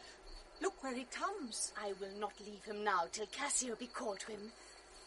How's it with you, my lord? Well, my good lady, oh, hardness to dissemble. How do you, Desdemona? Well, my good lord. Give me your hand. This hand is moist, my lady. It yet has felt no age, nor known no sorrow. This argues fruitfulness and liberal heart. Hot and moist. This hand of yours requires a sequester from liberty, fasting and prayer, much castigation, exercise devout. For there's a young, sweating devil here that commonly rebels. 'Tis a good hand, a frank one. You may indeed say so, for 'twas that hand that gave away my heart. A liberal hand. The hearts of old gave hands, but our new heraldry is hands, not hearts. I cannot speak of this. Come now, your promise. What promise, Chuck? I have sent to bid Cassio come speak with you. I have a salt and sorry room offends me. Lend me thy handkerchief. Here, my lord. That which I gave you. I have it not about me. Not? No, faith, my lord. That is a fault. That handkerchief did an Egyptian to my mother give. She was a charmer and could almost read the thoughts of people. She told her, while she kept it, 'twould make her amiable and subdue my father entirely to her love. But if she lost it, or made a gift of it, my father's eye should hold her loathed, and his spirits should hunt after new fancies. She, dying, gave it me, and bid me, when my fate would have me wife, to give it her. I did so, and take heed on to make it a darling, like your precious eye.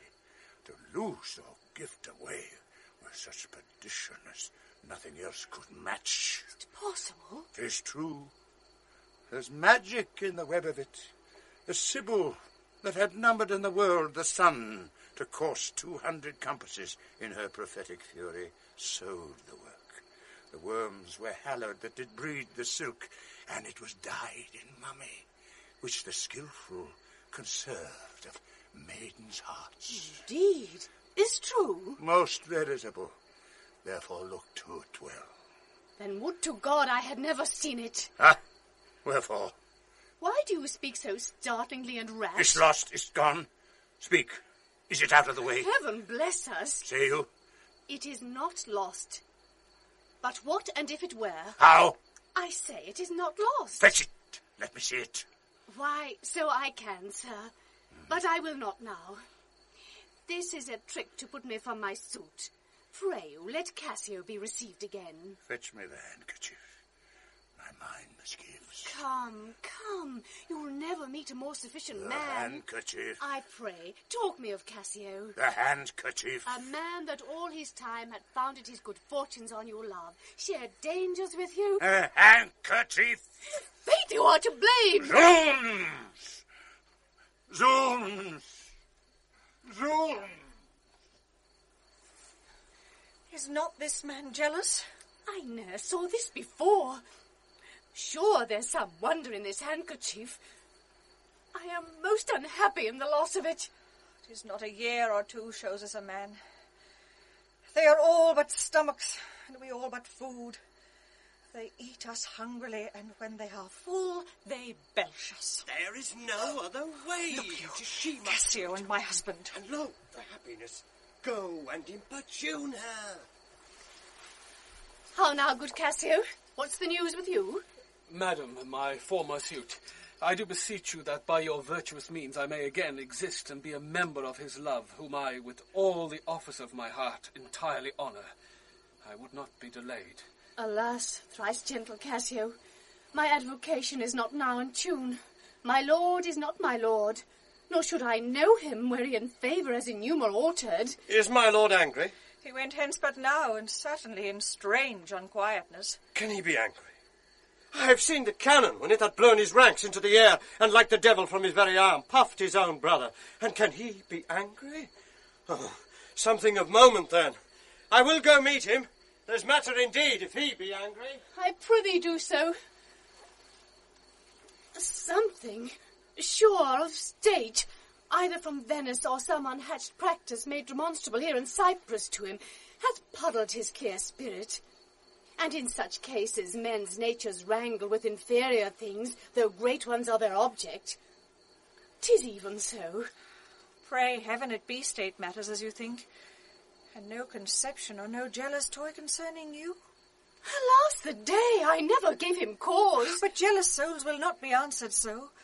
They are not ever jealous for the cause, but jealous for their jealous. It is a monster, begot upon itself, born on itself. Heaven keep that monster from Othello's mind. Lady, amen. I will go seek him. Cassio, walk hereabout. If I do find him fit, I'll move your suit, and seek to effect it to my uttermost. I humbly thank your ladyship.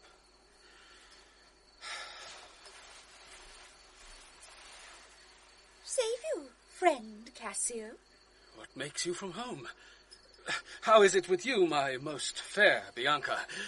Fate, sweet love, I was coming to your house. And I was going to your lodging, Cassio. What, keep a week away?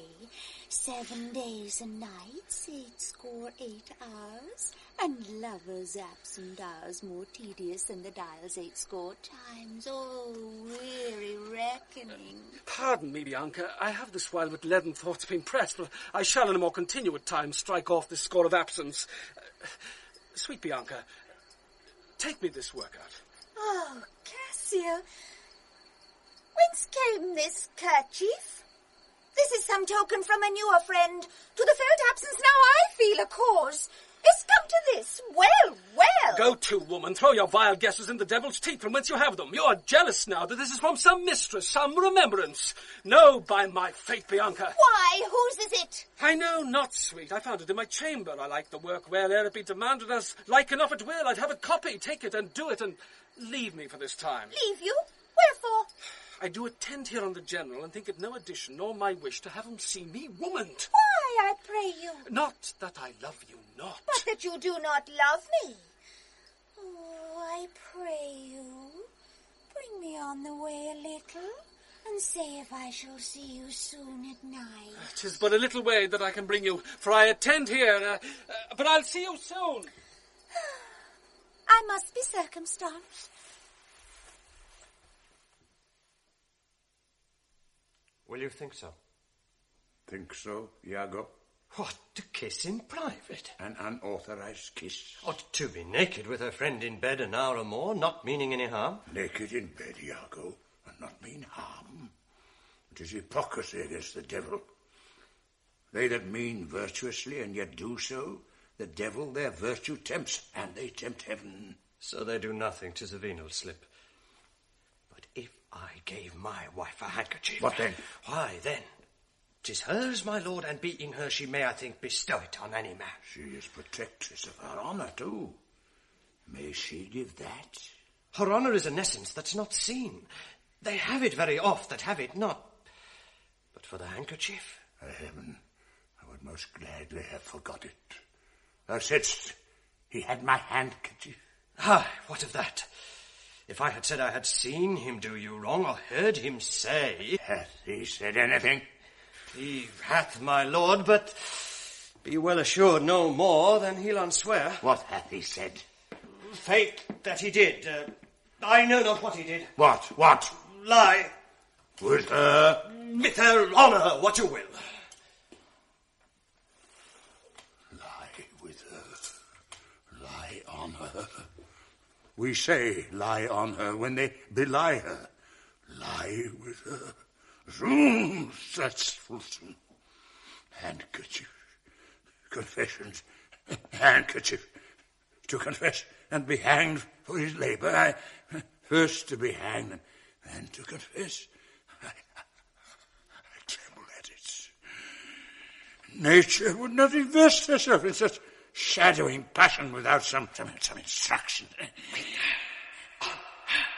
What you will. Oh, it is not words that shakes me thus.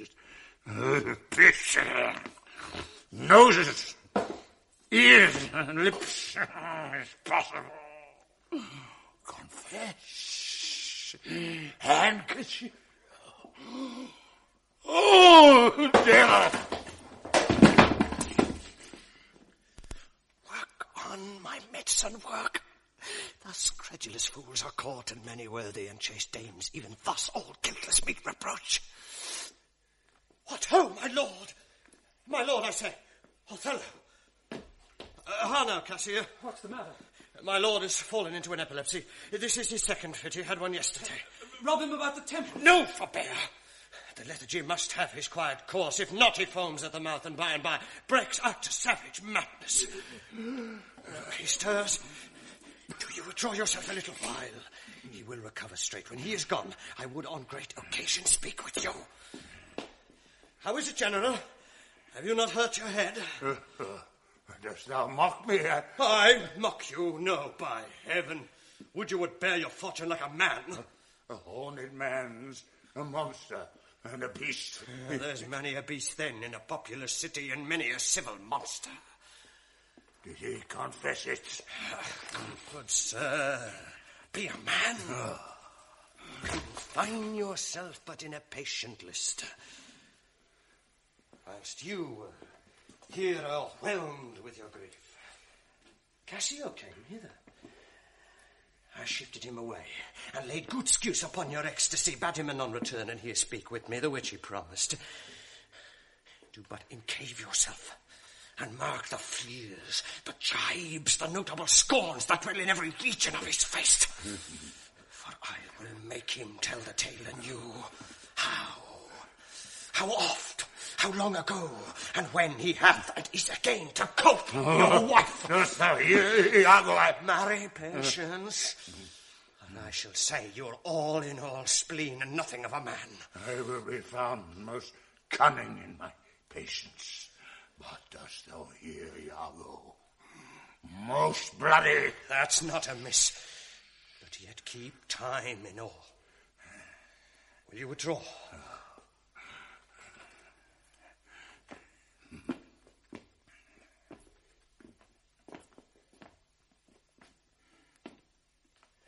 Now will I question Cassio of Bianca, a hussif, that by selling her desires buys herself bread and clothes. It is a creature that dotes on Cassio, and is the strumpet's plague, to beguile many and be beguiled by one. He, when he hears of her, cannot refrain from the excess of laughter. Here he comes. As he shall smile, Othello shall go mad, and his unbookish jealousy must construe poor Cassio's smiles, gestures, and light behaviour quite in the wrong. How do you now, Lieutenant? The worst is that you give me the addition, whose want even kills me. Fly Desdemona well, and you're assurant. Now, if this suit lay in Bianca's bars, how quickly should you speed? Alas, poor caitiff. Look how he laughs already. I never knew a woman love man so. Alas, poor rogue. I think of fate, she loves me. She gives it out that you should marry her. Do you intend it? Oh, do you triumph, Roman? Do you triumph? I marry her. What? A customer? Prithee bear some charity to my wit. Do not think it so unwholesome. Well, faith, the cry goes that you shall marry her. This is the monkey's own giving out. She is persuaded I will marry her out of her own love and flattery, not out of my promise. Iago beckons me. Now he begins the story. She was here even now. She haunts me in every place. I was the other day talking on the sea bank with certain Venetians, and thither comes the bauble, and by this hand falls me thus about my neck. I told how she plucked him to my chamber. So hangs and lolls and weeps upon me, so hails and pulls me. Oh, I see that nose of yours, but not that dog I shall throw it to. Well, I must leave her company. Before me, Bianca, look where she comes. 'Tis such another fit you. Marry a perfumed one. Bianca, what do you mean by this haunting of me? Let the devil and his damn haunt you. What did you mean by that same handkerchief you gave me even now? Oh, I was a fine fool to take it. I must take out the work. A likely piece of work that you should find it in your chamber and not know who left it there. This is the minx's token, and I must take out the work. There! Give it your hobby horse, wheresoe'er you had it. I will take out their work on't. How now, my sweet Bianca? How now? How now? By heaven, that should be my handkerchief. If you'll come to supper tonight, you may. If you will not, come when you are next prepared for... Bianca! After her, after her! Faith, I must. She'll rail in the street else. How shall I murder him, Iago? Did you perceive how he laughed at his vice? Oh, Iago. And did you see the handkerchief? Was that mine? Yours by this hand. And to see how he prizes the foolish woman, your wife. She gave it him, and he had given it you. I would have him 9 years a killing. Oh, a fine woman, a fair woman, a sweet woman. Nay, you must forget that. Aye, let her rot and perish, and be damned tonight, for she shall not live. No, my heart is turned to stone. I strike it, and it hurts my hand. Oh, the world hath not a sweeter creature. She might lie by an emperor's side, command him tasks. Hey, that's not your way. I do but say what she is. So delicate was her needle, an admirable musician. Oh, she will sing the savageness out of a bear. Oh, so high and plenteous wit and invention. She's the worse for all of this. Oh, 1,000 times. And then so gentle a condition. Aye, too gentle. Nay, that's certain. But yet the pity of it, Iago. Oh, Iago. The pity of it, Iago. If you are so fond of her iniquity, give her patent to offend. For if it touch not you, it comes near nobody. I will chop her into messes. Crapple me. Oh, 'tis foul in her. Is mine officer. That's fouler. Oh, give me some poison, Iago, this night. I am not expostulate with her. Lest her body and beauty and provide my mind again this night, Iago. Do it not with poison. Strangle her in her bed, even the bed she had contaminated. Good, good. The justice of it pleases. Very good. And for Cassio, let me be his undertaker. You shall hear more by midnight. Yes, good. What trumpet is that? I wanted something from Venice. 'Tis Lodovico, come from the Duke, and see your wife is with him. God save you, worthy general. With all my heart, sir. The Duke and Senators of Venice greet you. I kiss the instrument of their pleasures. And what's the news, good cousin Lodovico? I'm very glad to see you, senor. Welcome to Cyprus. I thank you. How does Lieutenant Cassio? Lives, sir.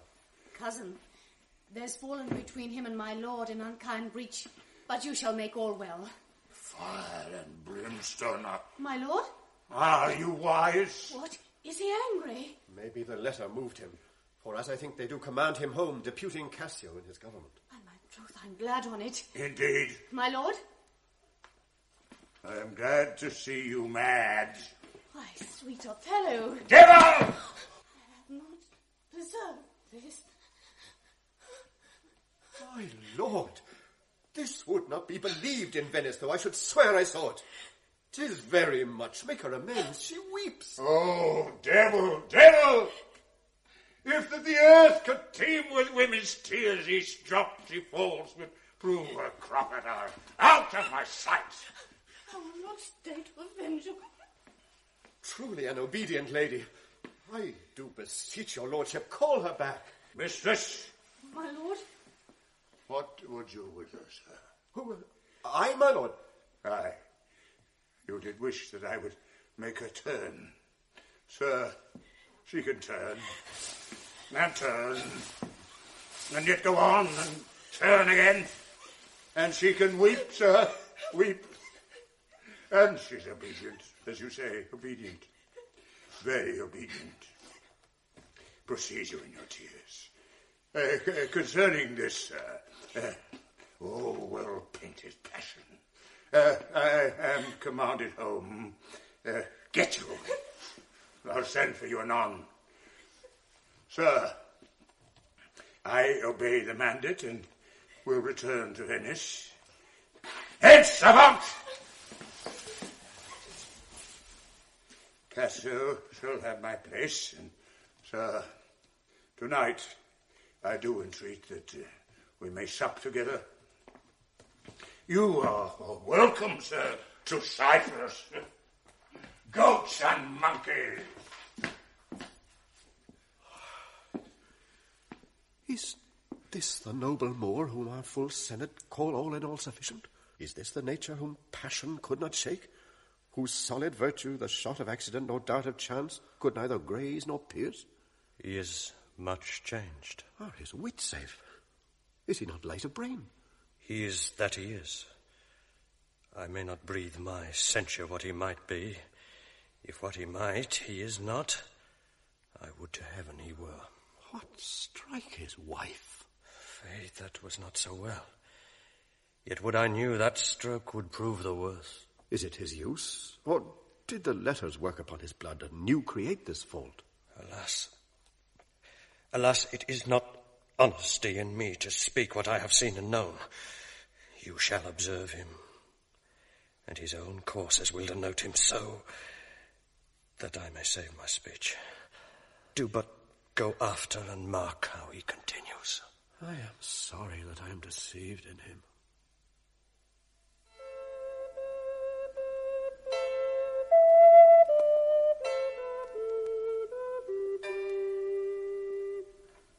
You have seen nothing, then? Nor ever heard, nor ever did suspect. Yet you have seen Cassio and she together. But then I saw no harm, and then I heard each syllable that breath made up between them. What? Did they never whisper? Never, my lord. Nor send you out of the way? Never. To fetch her fan, her gloves, her mask? No, nothing? Never, my lord. That's strange. I durst, my lord, to wager she is honest. Lay down my soul at stake. If you think other, remove your thought. It doth abuse your bosom. If any wretch have put this in your head, let heaven requite it with a serpent's curse. For if she be not honest, chaste, and true, there's no man happy. The purest of their wives is foul as slander. Bid her come hither. Go. She says enough. Yet she's a simple bawd that cannot say as much. Desdemona? Desdemona? This is a subtle whore, a closet lock and key of villainous secrets, and yet she'll kneel and pray. I've seen her do it. My lord, what is your will? Pray, Chuck, come hither. What is your pleasure? Let me see your eyes. Look in my face. What horrible fancy is this? You, madam. My lord. Some of your function, mistress. Leave procreants alone and shut the door. Cough or cry hem if anybody come. Your mystery. Your mystery. Nay, dispatch. Upon my knees, what doth your speech import? I understand a fury in your words, but not the words. Why, what art thou? Your wife, my lord, your true and loyal wife. Come, swear it. Damn thyself. Lest being like one of heaven, the devils themselves should fear to seize thee. Therefore be double damned. Swear thou art honest. Heaven doth truly know it. Heaven truly knows that thou art false as hell. To whom, my lord? With whom? How am I false? Ah, Desdemon! Away! Away! Away! Oh, alas, that every day. Why do you weep? Am I the motive of these tears, my lord? If happily you, my father, do suspect an instrument of this your calling back, lay not your blame on me. If you have lost him, I have lost him too. Had it pleased heaven to try me with affliction, had they rained all kinds of sores and shames on my bare head, steeped me in poverty to the very lips, given to captivity me and my utmost hopes, I should have found in some place of my soul a drop of patience. But alas, to make me a fixed figure for the time of scorn, to point his slow unmoving finger at. I hope my noble lord esteems me honest. Ah, oh, aye. Summer flies are in the shambles that quicken even with blowing. Oh, the weed! Who art so lovely fair, and smells so sweet, that the sense aches at thee.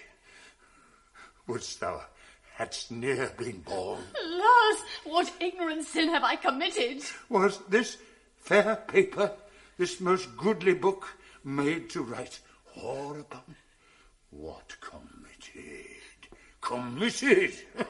Oh, thou public commoner, what committed? Impudent strumpet! By heaven, you do me wrong! Are you not a strumpet? No, as I am a Christian.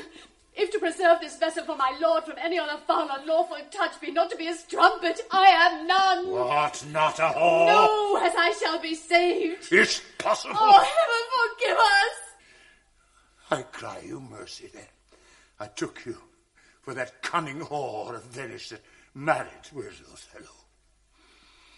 You, mistress, you'd have the office opposite to St. Peter and keep the gate of hell. My lord? You. We have done our course. There's money for your pains. I pray you, turn the key and keep our counsel.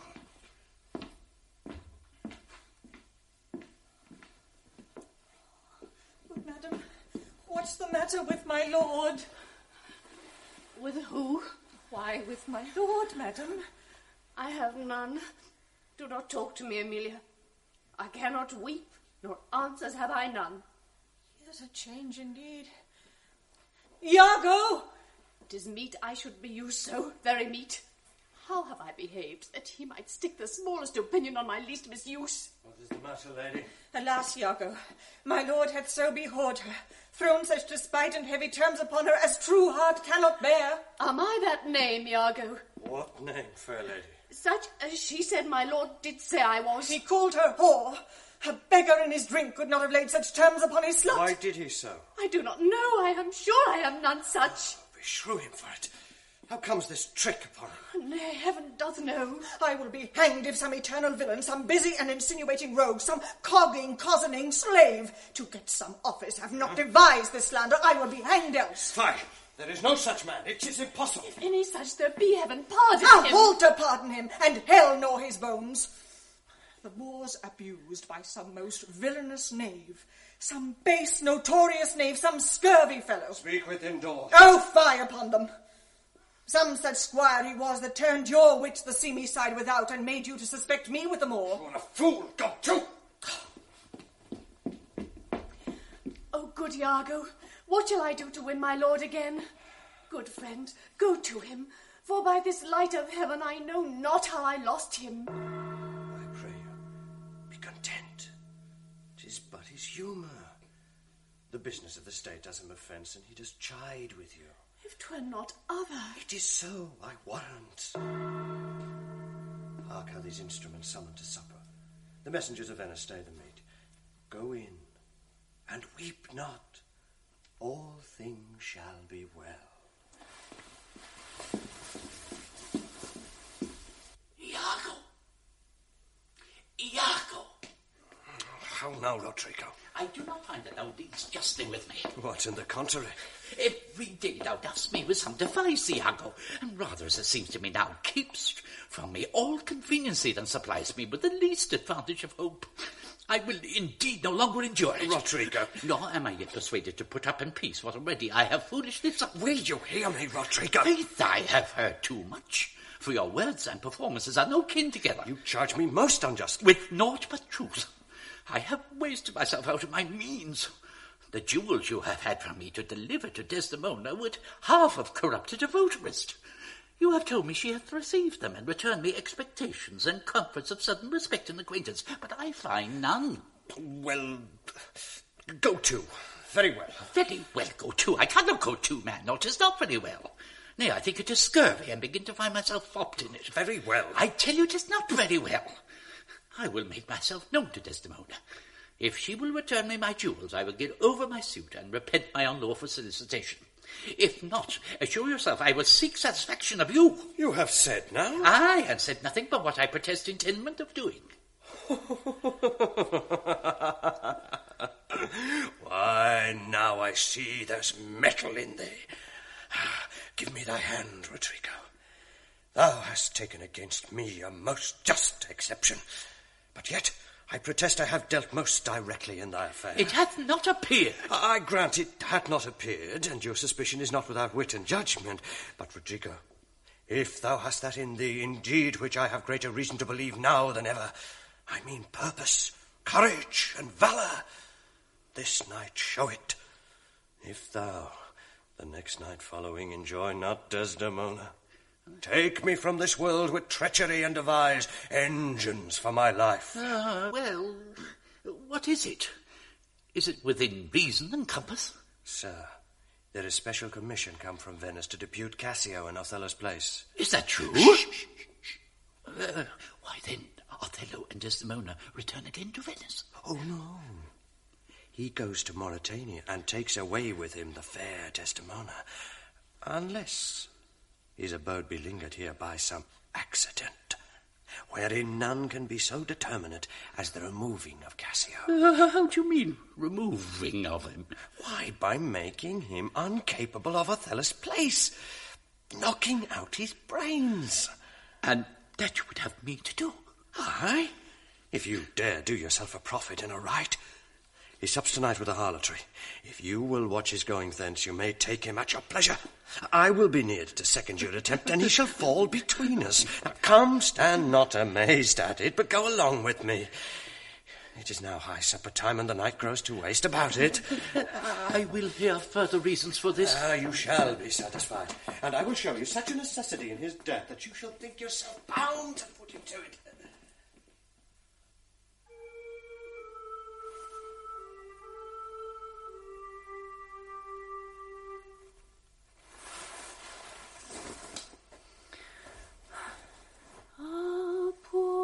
Soul sat sighing by a sycamore tree, sing willow, willow, willow.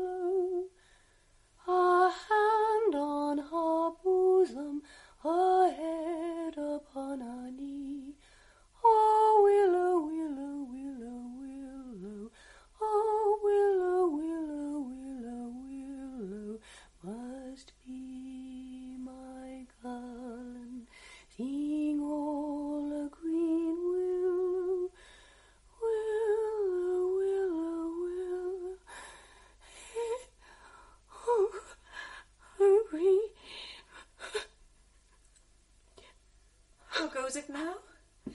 My lord looks gentler than he did.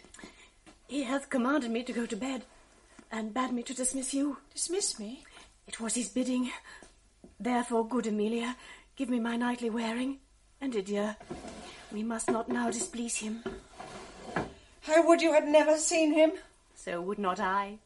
My love doth so approve him that even his stubbornness, his checks, his frowns, prithee, unpin me, have grace and favour in them. I've laid those sheets you bade me on the bed. All's one. Good faith, how foolish are our minds. If I do die before thee, prithee shroud me in one of those same sheets. Oh, come, you talk. My mother had a maid called Barbary. She was in love, and he she loved proved mad and did forsake her. She had a song of willow, an old thing 'twas, but it expressed her fortune, and she died singing it. That song tonight will not go from my mind. I have much to do but to go hang my head all at one side and sing it like poor Barbary. Prithee, dispatch. Shall I go fetch your nightgown? No, unpin me here. The fresh streams ran by her and murmured harmonies, sing willow, willow, willow. Her salt tears fell from her and softened the stone. Lay by these. Prithee, hide thee. He'll come anon. I called my love false love, and what said he then? Sing willow, willow, willow. If I could more women who couch with more men. So get thee gone. Good night. Mine eyes do itch. Does that bode weeping? 'Tis neither here nor there. I have heard it said so. Oh, these men, these men. What is it that they do when they change us for others? Is it sport? I think it is. And doth affection breed it? I think it doth. Is frailty that thus errs? It is so too. And have not we affections, desires for sport, and frailty as men have? Then let them use us well. Else let them know the ills we do, their ills instruct us so. Good night, good night. God me such uses send, not to pick bad from bad, but by bad mend.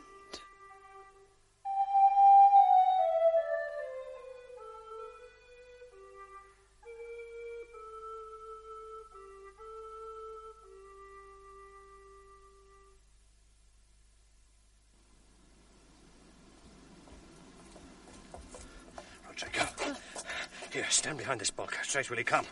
Wear thy gold rapier bare and put it home. Quick, quick, fear nothing. I'll be at thy elbow.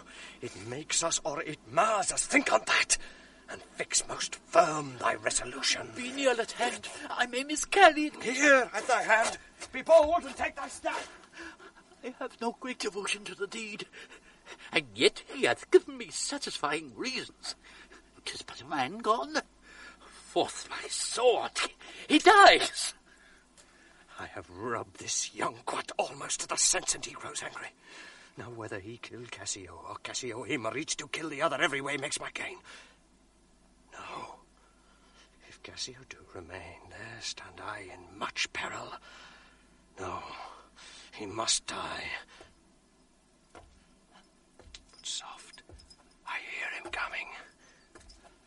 I know his gait. 'Tis he. Villain, thou diest! That crust had been my enemy indeed, but that my coat is better than thou thinkest. I will make proof of thine. I am slain. I am maimed forever. Help! Ho! Murder! Murder! Who's there? Whose voice is this that cries on murder? Here! Here! For heaven's sake, help me! What's the matter? Iago! Oh, I am spoiled, undone by villains. Give me some help. Oh, me, Lieutenant. What villains have done this? I think that one of them is hereabout, I cannot make away. Oh, treacherous villains. Hart, are you there? Come in and give some help. Help me here. That's one of them. Oh, murderous slave, oh villain, Rodrigo. Oh, damned Iago. You're the dog. Kill men in the dark. Oh.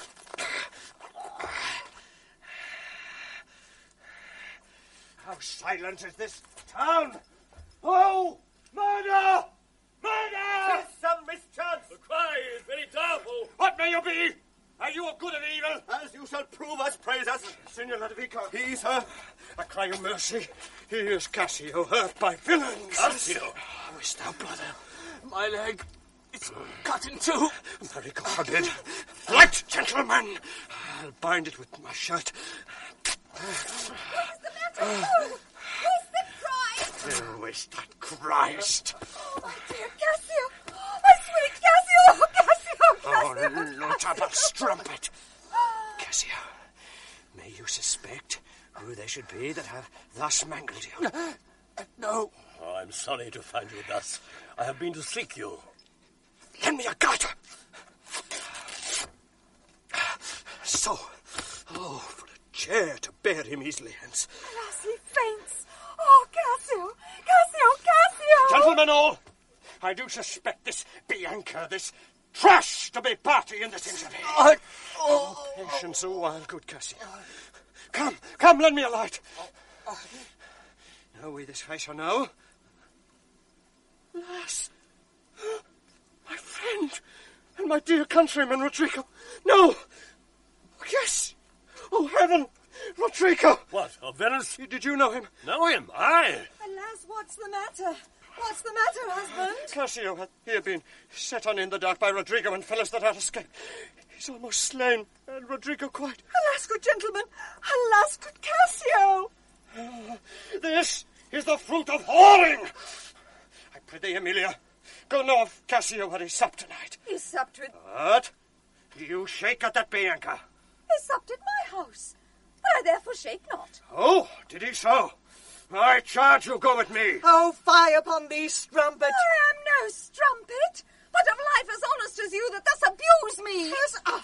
Foe, fie upon thee. Wanton strumpet. Kind gentlemen, let's see poor Cassio dressed. Come, mistress, you must tell us another tale. Emilia, run you to the citadel and tell my lord and lady what had happened. Will you go on afore?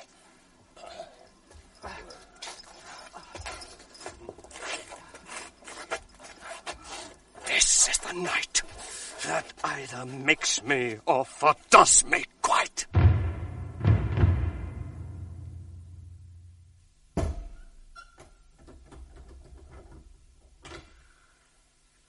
It is the cause. It is the cause, my soul. Let me not name it to you, you chaste stars. It is the cause. Yet I'll not shed her blood, nor scar that whiter skin of hers than snow, and smooth as monumental alabaster. Yet she must die, else she'll betray more men.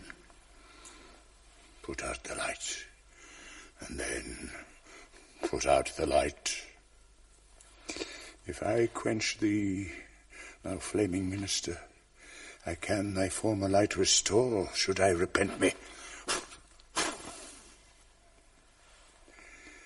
But once put out thy light, thou cunning pattern of excelling nature, I know not where is that Promethean heat that can thy light relume. When I have plucked the rose, I cannot give it vital growth again. It needs must wither. I'll smell it on the tree. Oh, balmy breath, that dost almost persuade justice to break her sword. One more kiss. So sweet 'twas near, so fatal.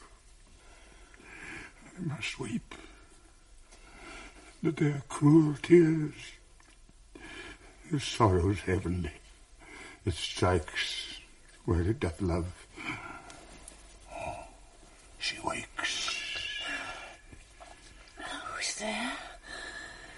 Othello? Aye, Desdemona. Will you come to bed, my lord? Have you prayed tonight, Desdemona? Aye, my lord.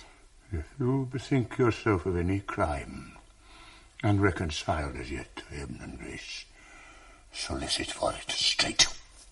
Alack, my lord, what may you mean by that? Think on thy sins. They are loves I bear to you. Aye, and for that thou diest. Some bloody passion shakes your very frame. These are portents, but yet I hope they do not point at me. Peace, and be still. I will. So, what's the matter? That handkerchief, which I so loved and gave thee, thou gavest to Cassio. No, by my life and soul, send for the man and ask him. Sweet soul, take heed of perjury. Thou art on thy deathbed. But not yet to die. Yes, presently. Therefore, confess thee freely of thy sin.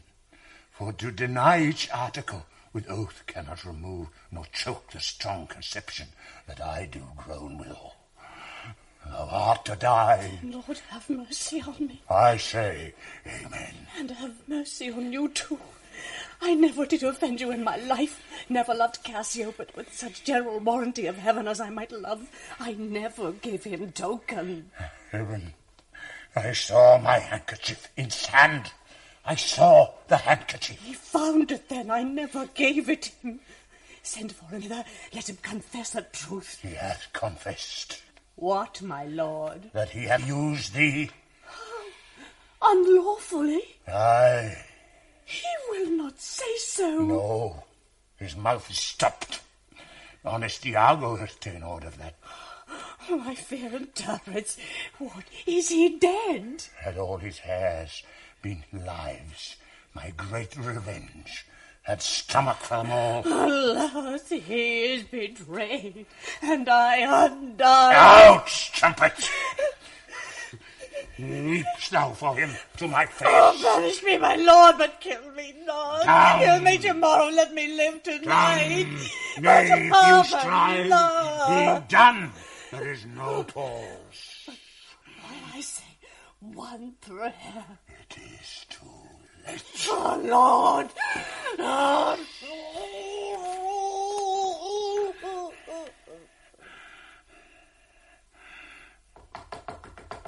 My lord? My lord? What ho, my lord, my lord? What noise is that? Not dead. Not yet quite dead. I that am cruel am yet merciful. I would not have thee linger in thy pain. So.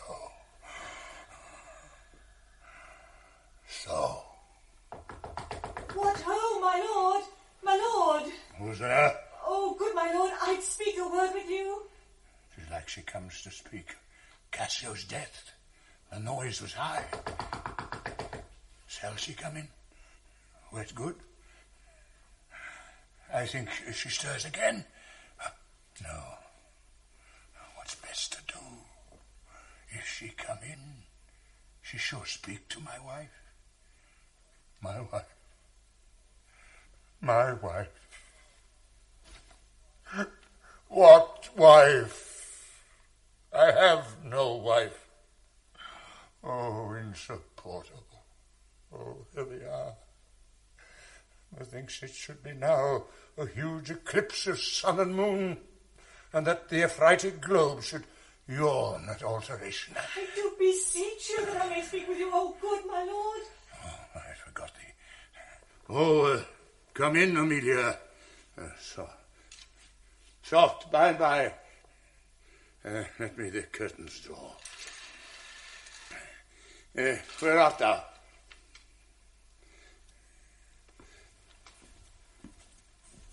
What's the matter? What's the matter with thee now? Oh, good my lord. Yonder's foul murder done. What, now? Oh, but now, my lord. 'Tis the very air of the moon. She comes more near earth than she was wont, and makes men mad. Cassio, my lord, hath killed a young Venetian called Rodrigo. Rodrigo killed? No, Cassio killed. No, Cassio is not killed. Not Cassio killed. And murder's out of tune, and sweet revenge grows harsh. Falsely murder. Lord, what cry was that? That? Oh, what? Out and alas, that was my lady's voice. Help! Help, oh! Help! Lady, speak again. A guiltless death I die. Oh, who hath done this deed? Nobody. I myself. Farewell. Commend me to my kind lord. Oh, farewell. Why, how should she be murdered? Alas, who knows? You heard her say herself it was not I. She said so. I must needs report the truth. She's like a liar gone to burning hell. 'Twas I that killed her. Oh, more the angel she, and you the blacker devil. She turned to folly, and she was a whore. Thou dost be liar, and thou art a devil. She was false as water. Thou art rash as fire to say that she was false. Oh, she was heavenly true. Cassio did top her. Ask thy husband else. Oh, I were damned beneath all depth in hell, but I did proceed upon just grounds to this extremity. Thy husband knew it all. My husband? Aye, 'twas he that told me of her first. An honest man he is, and hates the slime that sticks on filthy deeds. My husband? What needs this ignorance, woman? I say thy husband. If he say so, may his pernicious soul rot half a grain a day. He lies to the heart. Ah! Do thy worst. This deed of thine is no more worthy heaven than thou wast worthy her. Oh, God! Oh, Tort! As ignorant as dirt! I'll make thee known. Help! Help! Oh! Help! The Moor hath killed my mistress! Murder! Murder! What means this dreadful clamour? Who cries murder? What is the matter? Ah, no, General. Emilia. Oh, are you come, Iago? You have done well, but men must lay their murders on your neck. What is the matter? Disprove this villain if thou beest a man. He says thou toldst him that his wife was false. I know that it's not, thou'rt not such a villain. Speak, for my heart is full. I told him what I thought of, and told no more than what he found himself was apt and true. But did you ever tell him she was false? I did. You told a lie. An odious, damned lie. Upon my soul, a lie, a wicked lie. She false with Cassio. Did you say with Cassio? With Cassio, mistress. Go to, charm your tongue. I will not charm my tongue. I am bound to speak. My mistress here lies murdered in her bed. Oh, villain, villainy. What, are you mad? I charge you to get home. Good gentleman, let me have leave to speak. It is proper I obey him, but not now. Perchance, Iago, I will ne'er go home. Oh, oh, oh! Nay, lay thee down and roar, for thou hast killed the sweetest innocent that e'er did lift up eye. Oh, she was foul! I scarce did know you, uncle, there. There lies your niece, whose breath indeed these hands have newly stopped. I know this act shows horrible and grim. Poor Desdemon, I am glad thy father's dead. Thy match was mortal to him. 'Tis pitiful. Yet Iago knows that she with Cassio hath the act of shame 1,000 times committed. Cassio confessed it, and she did gratify his amorous works with that recognizance and pledge of love which I first gave her. I saw it in his hand. It was a handkerchief, an antique token my father gave my mother. Oh, God. Oh, heavenly power. Soons, hold your peace. I will not. Be wise and get you home. Why, your sword upon a woman. Oh, thou dull Moor, that handkerchief thou speak'st of, I found by fortune and did give my husband, for often with a solemn earnestness, more than indeed belongs to such a trifle, he begged of me to steal it. The sword. Give it, Cassio. No, alas, I found it, and I did give it my husband. Filth, thou liest! By heaven, I do not. I do not, gentlemen. Oh, murderous coxcomb. What should such a fool do with so good a wife?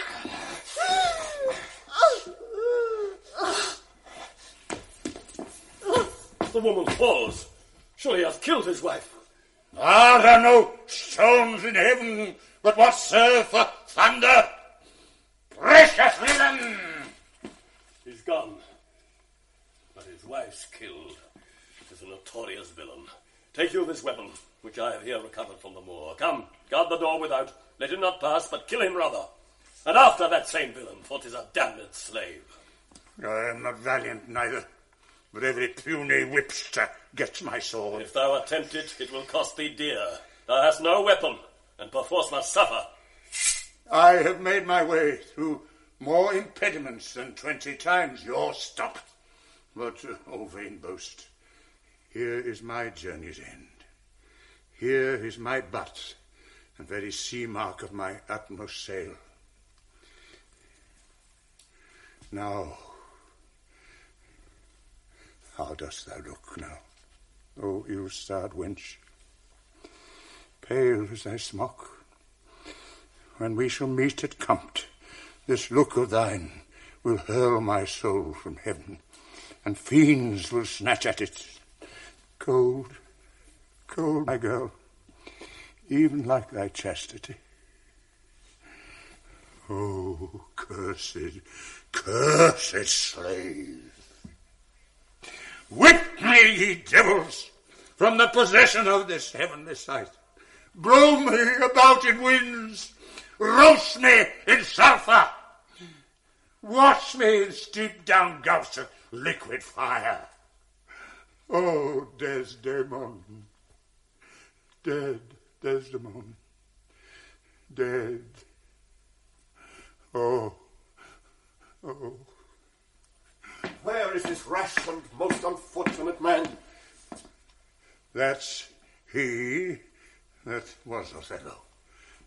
Here I am. Where is that Iago? Bring the villain forth. I look down towards his feet, but that's a fable. If thou beest a devil, I cannot kill thee. Wrench the sword from him!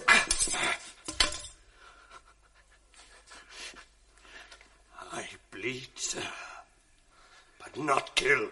I am not sorry, neither. I'd have thee live, for in my sense, 'tis happiness to die. O thou Othello, that wast once so good, fallen in the practice of a damned slave, what shall be said to thee? Why, anything. An honourable murderer, if you will. For naught did I in hate, but all in honour. This wretch hath part confessed his villainy. Did you and he consent in Cassio's death? Aye. Dear General, I never gave you cause. I do believe it, and I ask your pardon. Will you, I pray, demand that demi-devil why he hath thus ensnared my soul and body? Demand me nothing.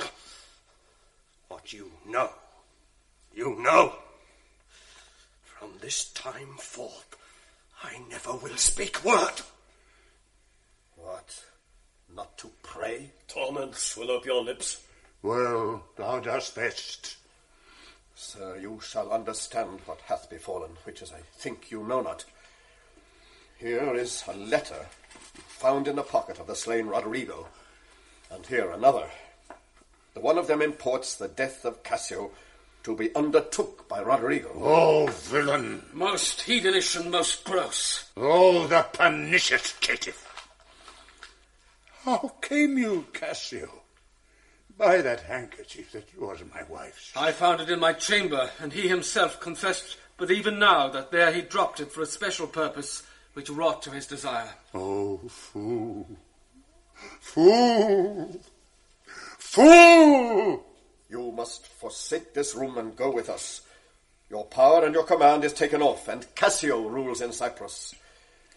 For this slave, if there be any cunning cruelty that can torment him much and hold him long, it shall be his.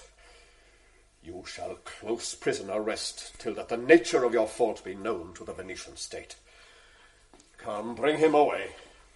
Soft you. A word or two before you go. I have done the state some service, and they know it. No more of that.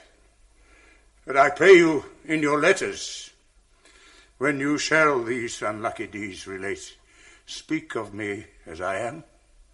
Nothing extenuate, nor set down aught in malice.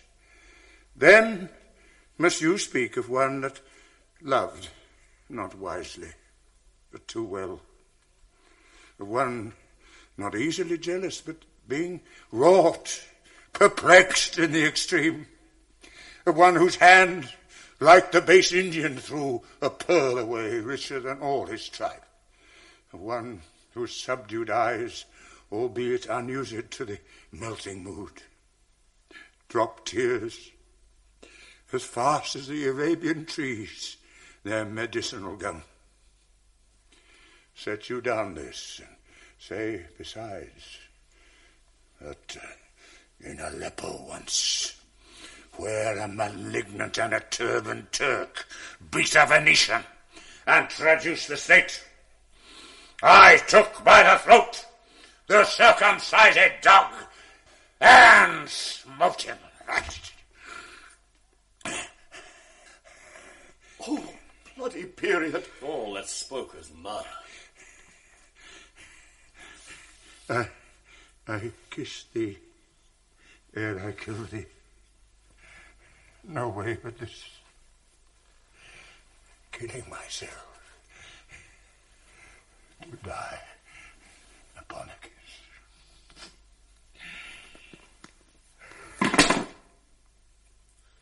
This did I fear, but thought he had no weapon, for he was great of heart. Oh, Spartan dog, more fell than anguish, hunger, or the sea. Look on the tragic loading of this bed. This is thy work. The object poisons sight. Let it be hid.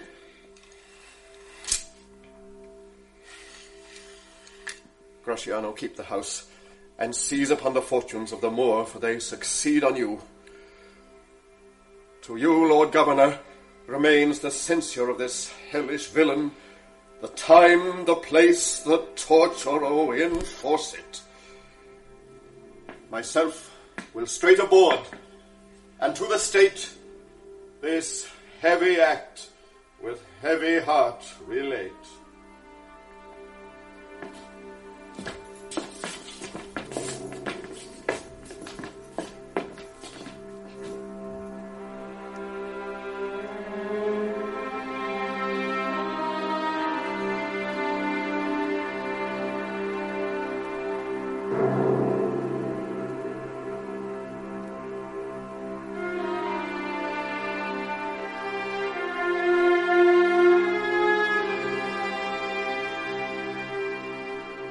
That was Othello, a tragedy by William Shakespeare.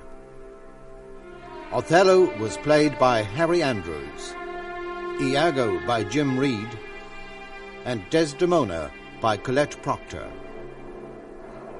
Seamus Ford played Brabantio, Peter Dix, Roderigo, Brendan Caldwell, the Duke of Venice, and Connor Farrington, Lodovico. Cassio was played by Seamus Newham, Montano, Dan Reardon, Graziano, Aidan Grenell, as Senator Ivan Hanley. Amelia Kate Minogue. Bianca Barbara McCaughey. Music arranged and played by David Carmody. Sound supervision, Anton Timoney. Effects by Paul Bradley and Peter O'Connor. Othello was produced and directed by Lawrence Foster.